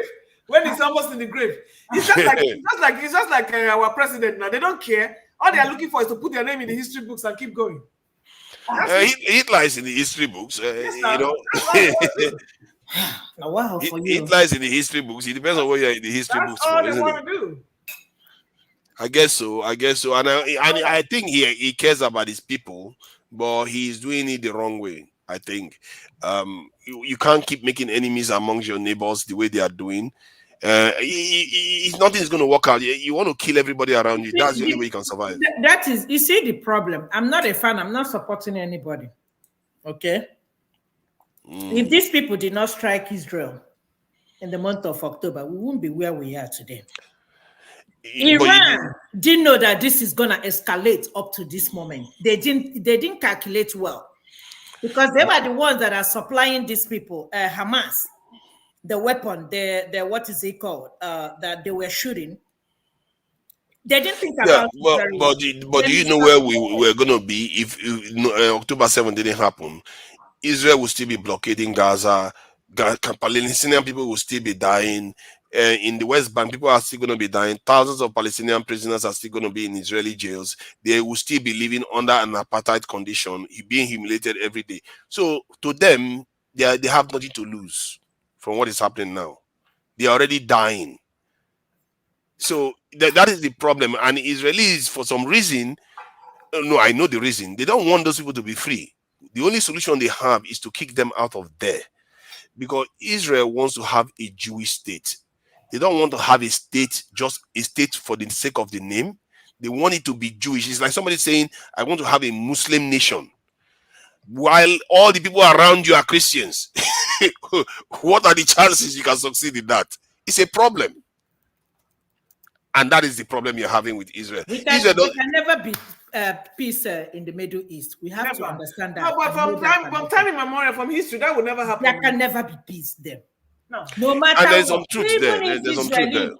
Even if Israel give up the state of this, there will never be peace. Because So the they Middle continue East is to a very fight. important area. The Middle East is at the point where Africa, Asia, and Europe join together. It's a very, very strategic region. All the empires in the world tend to come from that area. And hence why America wants to make sure Israel is in the middle, controlling that area. But yes, there's not going to be peace. That area is a flashpoint. Always there. So always wars. If it's not the Romans, it's the Greeks. If it's not the Greeks, it's the Egyptians, the Persians. It's always like that. That is, if you say it from that point of view, yes, it's true. But from the Israeli-Palestinian issue, I think they could have had peace. But Israelis want the entire territory. They don't want to share. That is the problem. They keep taking the land of the Palestinians you know, when you heard about the Ruga stuff in Nigeria, everybody was losing their mind in Nigeria. But the Ruga is happening to the Palestinians every single day. Every single day is happening to them. That is how bad it is. Let them continue to fight. So far, it doesn't get to us. Because you can never tell Israel anything to stop. No, you can't. We cannot. It's America that is letting them. If America says stop, they will stop.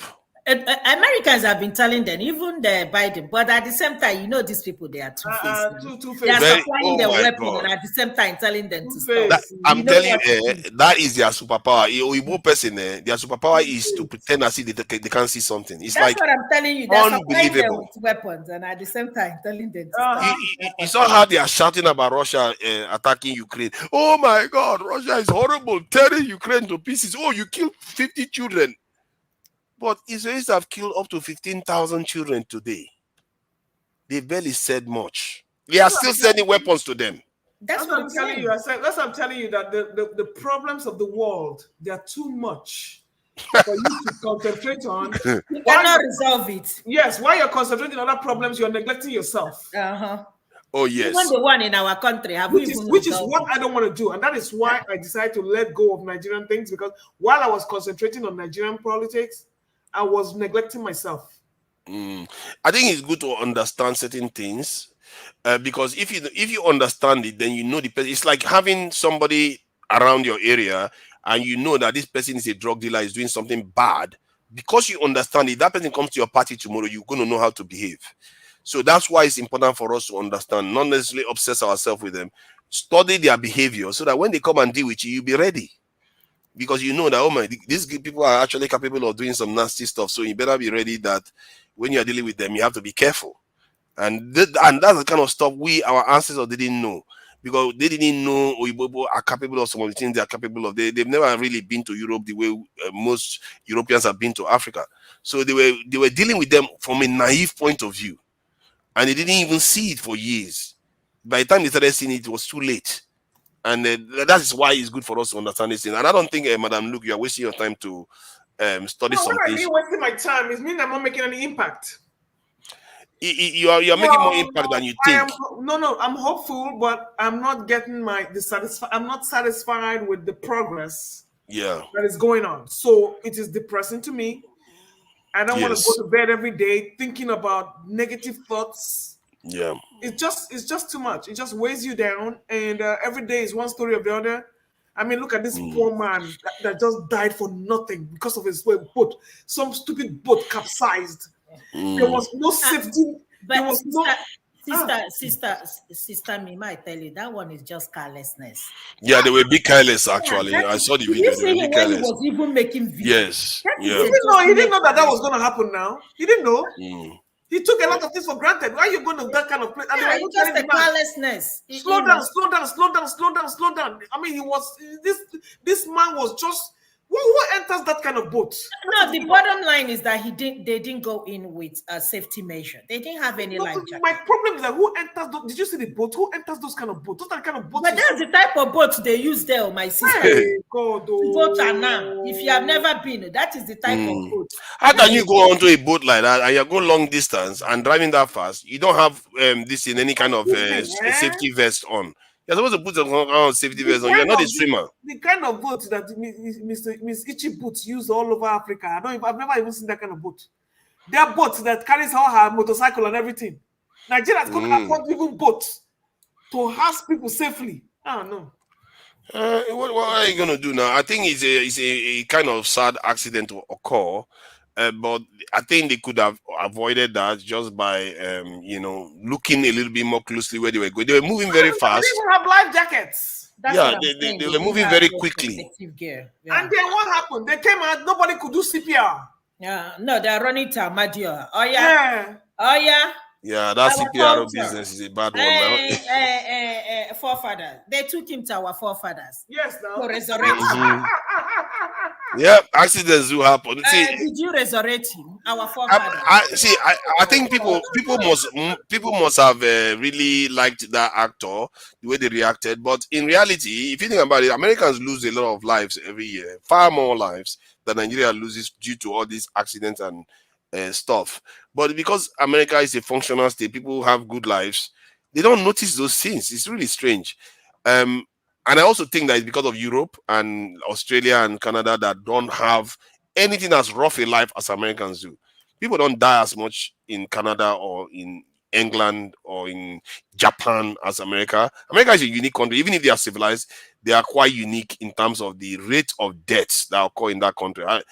You guys are in America. I don't even know. How do you avoid bullets when they tell you that? How do you avoid that? I don't understand it. I've lived in this country for 30 years. I've never seen a gun. You see, that's the thing. How does that happen? Okay, let me tell you something. One of my patients' grandfather, I saw this evening in the clinic, and he said something that really shocked me. His 17-year-old grandson, he told me this is the fourth gun they're getting from him. And this one is AR rifle 47, whatever, something. Big, powerful gun. At 17. And I asked him, where did he get the gun from? He said he got it across the street from the kind of friends, the friends that he has. This is the fourth gun. Let me tell you, every time I go to the store, I'm not going to lie to you, I get paranoid. I don't go to malls no more. I can't remember the last time I went to mall. I'd rather buy online and look at the return policy, and I'll return it immediately. No, when you talk about security, let me tell you something, especially when it comes to weapon. Oh my God, this country, even in this state where I live now, anybody, you don't need any permit to. You can walk straight to this thing and carry by your distance. You don't need no background check. You don't need no permit. Go in and they will give it to you. They passed it as a law, and people are carrying weapon anyhow. See, fortunately. So you can't even talk. Even when you know how somebody will drive and you can stick your finger and say, you just keep your face straight up and keep going. You can't make left, you can't make right. That is why I was trying to tell Mr. Tunaja. I said, when you're talking to your kids, you got to be careful. I'm one that watches this investigative discovery a lot, and I know what children can do, and I know what people can do. You tell them not to date, you tell them not to, you can't. These children, bro, they will just organize some.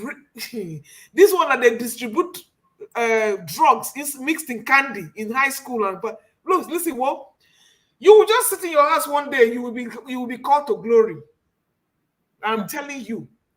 So, like I said, now I have learned to pick my battles, and my own night to celebrate myself. As you see me, I'm always changing pictures. I want to celebrate my life, because you see this life, It is a matter of now you have it, now you don't. My sister, next minute is not guaranteed. So now to you, this might be the last time we'll talk. Exactly. So thank you, Madam. Guaranteed. Thank you, Madam Evie. So right now, I don't carry anything to my bed. I don't carry nobody to my sleep. If they like, or they go out naked. If they like, they dress like. I know they put my mouth again. I will not. I will not, because, like I said, I'm into self-preservation. Self-preservation is the key. I take my vacations, I go to my job. Hey, we wave our hand today. So what are we doing today? How is it going to be today? The one we can plan, we plan. The one we cannot plan, everybody face your load. Because this country is tough. And then you're not adding to Nigerian problem, double whammy. I know fits. I beg. How long do you have to live on this planet? I know. Then you have to live it good. Then Mr. Tunaja is worrying about who carry wig for head and who no carry wig for head. My sister see me. Let's not go back there now. I thought we have reached an agreement that we are talking about wig and no wig. We should wear weave. No, what I'm trying to say is that you have to do things that make you happy right now and live your best life yet. But what is the best life? Just to be happy? Is that it? See, what is your quality of life? What's your quality of life? What are you doing? If I'm sitting down here 7 days a week discussing Nigerian topics, that's not my quality of life. I can do better. People are traveling. People are getting ready for people are bubbling every Saturday. People are going to parties. Yeah, but the question is, after you bubble, what has that got to do with helping? Then I go to my community? job. Then I go and walk. Then I go and volunteer. I go to shelters. I go and mentor children. You are mentoring people that probably have more than us. Your own community. They don't have anything for me. Let me tell you, where I work, there are a lot of people that don't have children. There are a lot of people that are elderly. There are a lot of people that even if they have children, they have been dumped in some kind of facility or somewhere. All they need is somewhere to come and talk to them. So there are many things I can do to occupy my time, and I will make an impact. There are a lot of pregnant teenagers who need somebody to talk to, who need something to help. And then we have people here, we have to help each other, because one woman works nights, the other person works days. Who is taking care of the children? I have to go there, sleep in the house, so that when she comes back in the morning, and she will do the same thing for me. So you have to find a way that you got to, some after school programs you have to go to, you can't make it. Some things you cannot do, you can't do it. So you have to make that balance in your life that you can function properly. First of all, your paycheck cannot suffer, because if you discuss the job problem for money tonight, you're not going to pay your bills. That's true. How can your paycheck suffer while you are the one supporting them? A lot of people are relying on you. Let me also add a little to what Madam Luke said. The truth is that you have to identify, you have to be intentional about it. You have to identify that specific thing that really, really, really makes you happy as a human being. Yes. Because the truth is that you can never, ever solve all the problems in this life. In fact, you came to this world and you made problems. Your parents have lived. For those of us that some of our parents have gone, they've gone and they are left with problems. Yes. And we have taken over from where they stopped, and we are still battling with it. And it looks as if it's not even getting any better. Yes. So the truth is, if you're not careful, you live another person's life instead of your own life. You understand? You are created original. Please don't die a photocopy because of a problem you try to solve. You want to fix it. In fact, Christ himself was on earth. He couldn't solve all the problems. Okay. He couldn't solve all the problems of humanity. He was purposeful. Yes. That is what I'm saying. You have to be purposeful. You have to be focused. That thing, that assignment, that specific thing. Purposeful to make things better for the people that are coming next. Just like other people make it better for us. See, you give them the rules and they will do their part. You lay down the rules, and you see. My goal is for them to be productive members of society. That is it. That is my goal. Can you take care of yourself? Can you make good decisions for the entire? I guess that's is a good start. You cannot live their lives for them. You can't.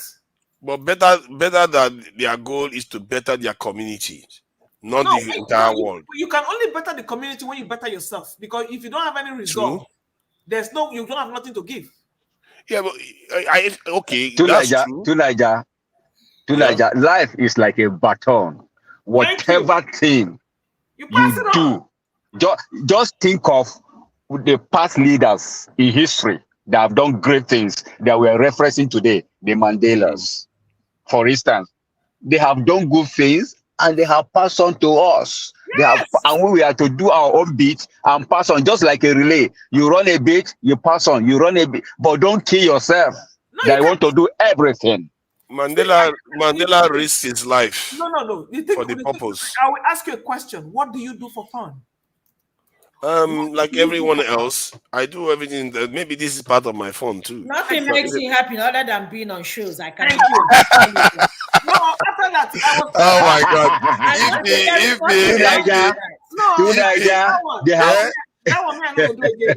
If he wants to reveal my secret, he wants to reveal my secret. And there is nothing wrong with that, honestly. Yeah. Nothing wrong with it. Me, I like to travel, but I don't have money to travel. Honestly, I love to travel. I want to go to Japan. Okay. Wow, that is good. That is good. Let me ask you a question.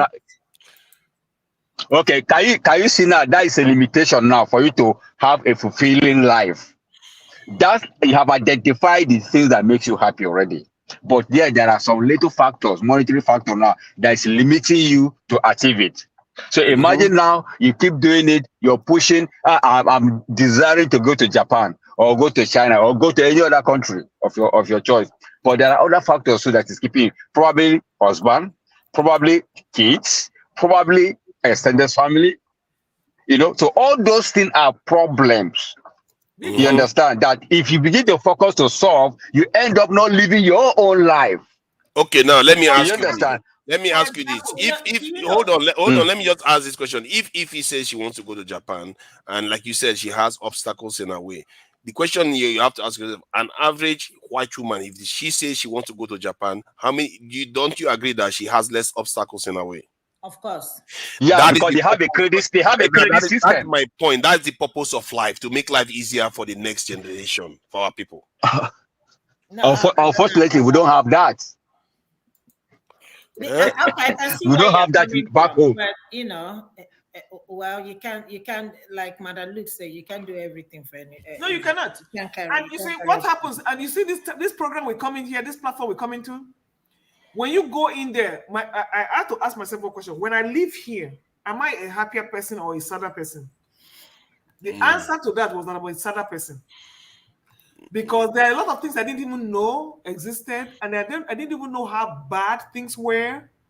I didn't even know how much we hated ourselves. I didn't even know when they started talking about all these Oyema things and all these things. I would go to bed. I've had a son that I had to take Tylenol or Benadryl to be able to sleep. So after spending 6 hours on Niger Watch, then you go to bed and you cannot sleep. Now, ask me what kind of life is that? And it's not because, and I like what he's doing, but I don't think it is healthy as far as I'm concerned. For who? For anybody that comes in here and like a content creator that spends all that time and doesn't do nothing else. You got to take a break. I think it's how you process the information too that you are receiving. You can hire me and I'll be your assistant. Because let me tell you, when you go out of here, they don't sleep. They're busy doing all that. They're jumping to other places, to TikTok. They have many platforms they're managing. So my thing is that, when do you? I'll give an example. For one of my family members is on this kind of thing too, but he was on this kind of platform and he had to call 911 because where he was arguing there, this kind of heated arguments we have here, he couldn't handle it. After a while, and he lived by himself, he couldn't feel. His blood pressure was so elevated that they had to, That is why I started to check myself. So when I come here, I only come here and I discuss lighthearted topics that will not, put me in a state of, what will I call it? What will I call Mr. Alex? Logo, we have to give my final Logoma key.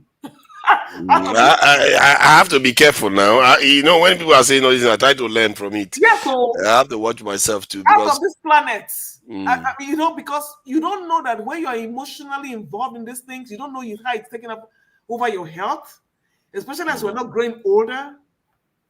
Younger, So, you mean? Yeah, I mean, growing younger.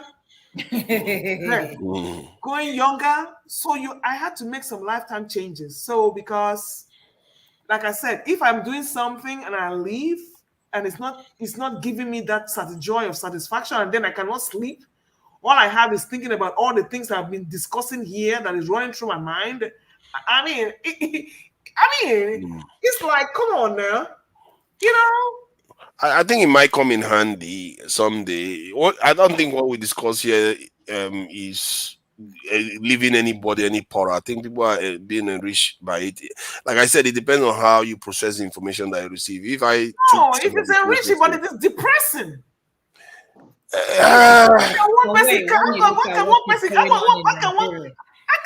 carry billions and people are starving? It is depressing, though, honestly. You know, forefathers, you know, I think when you do sorry, Madam Luke, somebody was asking me why I don't come to Dr. Damages. I said, why am I coming there? We don't have anything to talk about. Yes. Nothing has changed since we started, since I started coming. Nothing. Just tell me what has changed. No, like she said, when you mention, when you hear the amount of money, that is this one for life. You are seeing it. It's happening to you.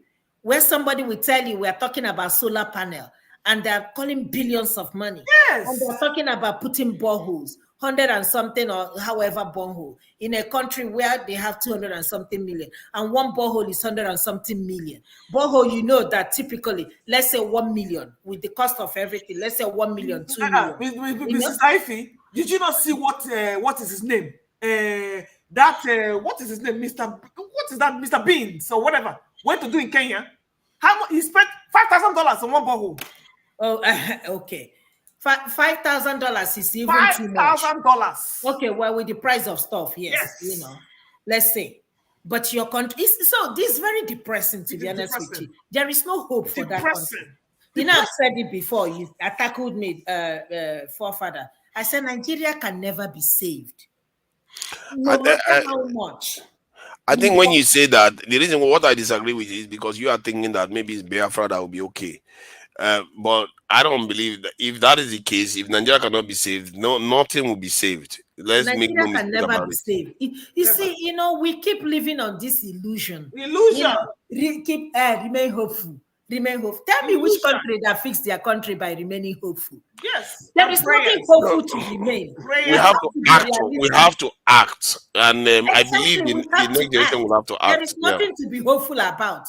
Nigeria can never be fixed by remaining hopeful.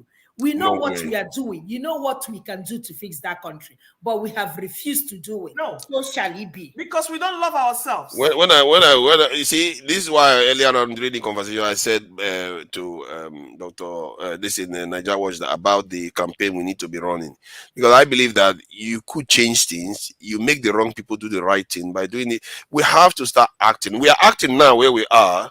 And after all, I spoke to Peter B just this thing. So in a small way, we are contributing to the machine. But to make bigger impact, we have to actually be more and more proactive. And I believe it actually is a kind of mercy, because what other people have to do to build their country is a lot more sacrifice that they have had to make to build their nation. If we can just campaign, because if you look at it, Peter Nnamdi Kanu actually showed the way. He was able to do most of all this stuff that he did, barely being in Nigeria himself. Most of the time he was overseas, and he was able to accomplish all these things. So if we can start trying to change people's minds in Nigeria, you never know. If we succeed, the impact is going to be generation after generation. So we have no choice even. What choice have you got? Give up? Then jump from a bridge or something. We have to fight. And that is all. That's why I'm here. I'm not going to say. I mean, you have to do all these things we are doing. Is a kind of fight. You are trying to struggle to Niger. See. During the election, see people that had opportunity, Okada rider, they had opportunity. People that just like you and I, they had an opportunity to get into the House of Rep. They got in there and their mouth is muted till today as we speak. These are people that don't have not even seen money. But now they are riding a 150 or 160 million SUV. So tell me, some of us here in this platform, we are talking. Let's just give us one little 5 minutes or 1 month opportunity. You will see what will happen. It's easier said than done, my brother. By the time you go in there, you know the problem. My brother, the problem. It's just the fear. It's not that they don't know what to say or what to do. Like, for example, now, somebody like me that is outspoken, right? If you put me there, let's say if you put me to be you will talk to better. You will talk to better. I do now.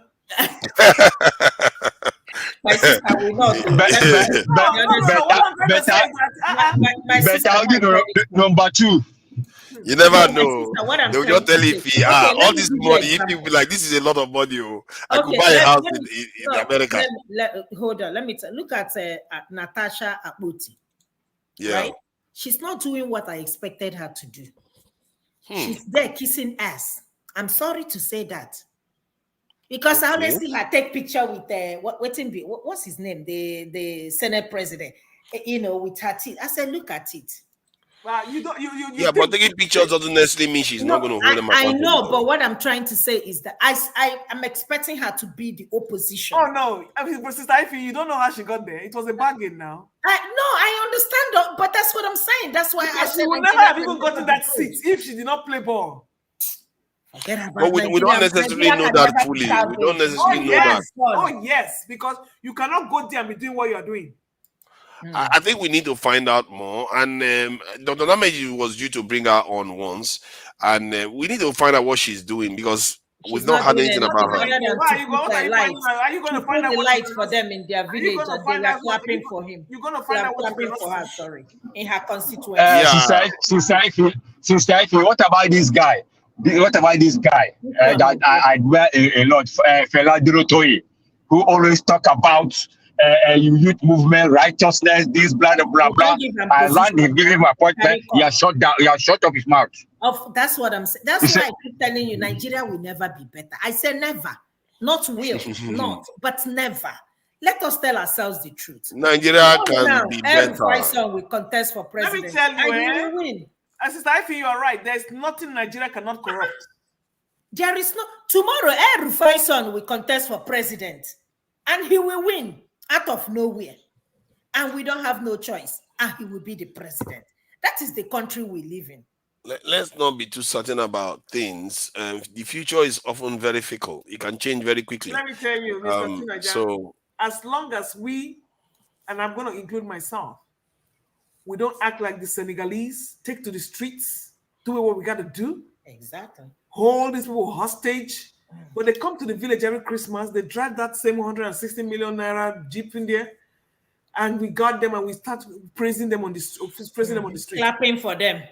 They will bring them. Yes, we have never learned to say no to our oppressors. My brother, my sister, in a country where they released the terrorists and they gave him a welcoming ovation. Can you imagine that? They were rejoicing. In a country. Well, which terrorists did they do that to? I don't know. Repentant Boko Haram. Oh. I mean, I just don't isn't that how they did it with the Niger Delta people? It's something that is a feature of a weak state. The state cannot prosecute people that are lawbreakers because they too are breaking the law. But that's what I'm saying. Nigeria will never. It's not we not, but we never. No matter if we keep on doing the same thing over and over and over again, we will keep getting the same result over and over again. Look at what will be his name, Obasanjo. When Obasanjo was there, everybody was shouting, restructuring. Did he do it? No, he did not. Now he's now telling this man, that one is something. When you had the opportunity to do it, why did you not do it? That one is something else. When you had the opportunity to do it, anything that happens in Nigeria today, as a I hold Obasanjo responsible. Obasanjo should have put the blueprint to get this country forward. Like leave matter. That man now he's coming around holding up his hand. You know what? I've never seen such a hypocrites. My sister, they are all hypocrites. All of them, very hypocritical. I'm not going to sit here and defend any of them. They each other. We don't have you don't pay attention to history of Nigeria. No, I'm not going to defend them because they've really not done well. So why would I defend bad behavior? They've run. Yeah. I'm not going to defend them for anything. Like to stand on. What are we defending here? No, I agree with you. That's what I'm saying. That there's no everything you are saying. Basically, what I'm saying is I agree with it because they've really run our country ragged. And I don't know whether we can just only blame them, whether we are all part of it too. No, that's why I said we. I included myself. Okay, and that's very, very honest of you. I included myself because it's like I'm not gonna include myself. You know why? Because but you are excusing yourself from being responsible for what is happening. If I do that, I'll be hypocritical. How? Yeah, let me tell you, the last time I went home, right? I refused to give bribe at the airport. I refused. I said that I will never do it, no matter what. Take my passport, I will not. I know my right. I know the right thing to do. Even after calling me auntie and all that stuff, Merry Christmas, I said Merry Christmas back. I have said that anytime I go to Nigeria, I will try to do the right thing. I'm not going to bribe anybody to do anything for me. Yeah. That is me. If you choose to do it on my behalf, that's your business. But me, with the conscience I have, I'm not going to pay anybody to do it. One thing I will tell you that I say that I did illegal is my passport. Isn't that what was? It was, yes. But with what I know now, and let me tell you something, my brother, I regretted ever doing that because that passport is, what am I even going to do with it? It's still on the way. It's useless to me. Trust me. Where will I go to? Oh, come on. You say it's still on the way. It's still on the way. It's still on the way since December. Now they're going to put it in the mail. I will get it sometime this week. But the question, what am I even doing with Nigerian passport? Where will I even go to with Nigerian passport? Yeah, it's a problem, isn't it? Nobody I don't need it. I even wasted my money. Yeah, and they make it look like you are trying to apply for some kind of great country's passport. I'm telling you. The way they treat people sometimes. I paid, I think, 150,000 to get that 10 years. Upon that, immediately when I came back to do this photograph, the guy was like, you're going to pay 20,000 more to expedite it. I said, Mike. I said, let me tell you something. You can keep that passport. That's what I told him. When he knew that I'm not going to even bring one naira, 1 penny. He now said, come and take it. Maybe you not go with it. I said, I don't need it. As I'm talking to you now, I don't need it. There is no need. In fact, I regretted even paying this money to get the passport. Is there any way I can get the money back? I told him. It's a shame. Man, thank you. I've got to run from this conversation. I don't know where Naija Watch has gone. Whether he has been. No, he normally lets you run down and everybody leaves. He doesn't come back. Okay, that's good. Gone to bed. So good night, people. We've done well. Yeah. I really enjoyed the conversation. Night. And I'm friend with Ify again. Now Ify is not hating on me. Your friend? We are not friends anymore now. You're like a marriage. Who is your friend? We are friends now. Will never be my like friend. A marriage. It's a marriage. That's so much for look, I am the opposition of this. We fight and we make up. We fight and we am make the up. opposition. In fact, the opposition leader.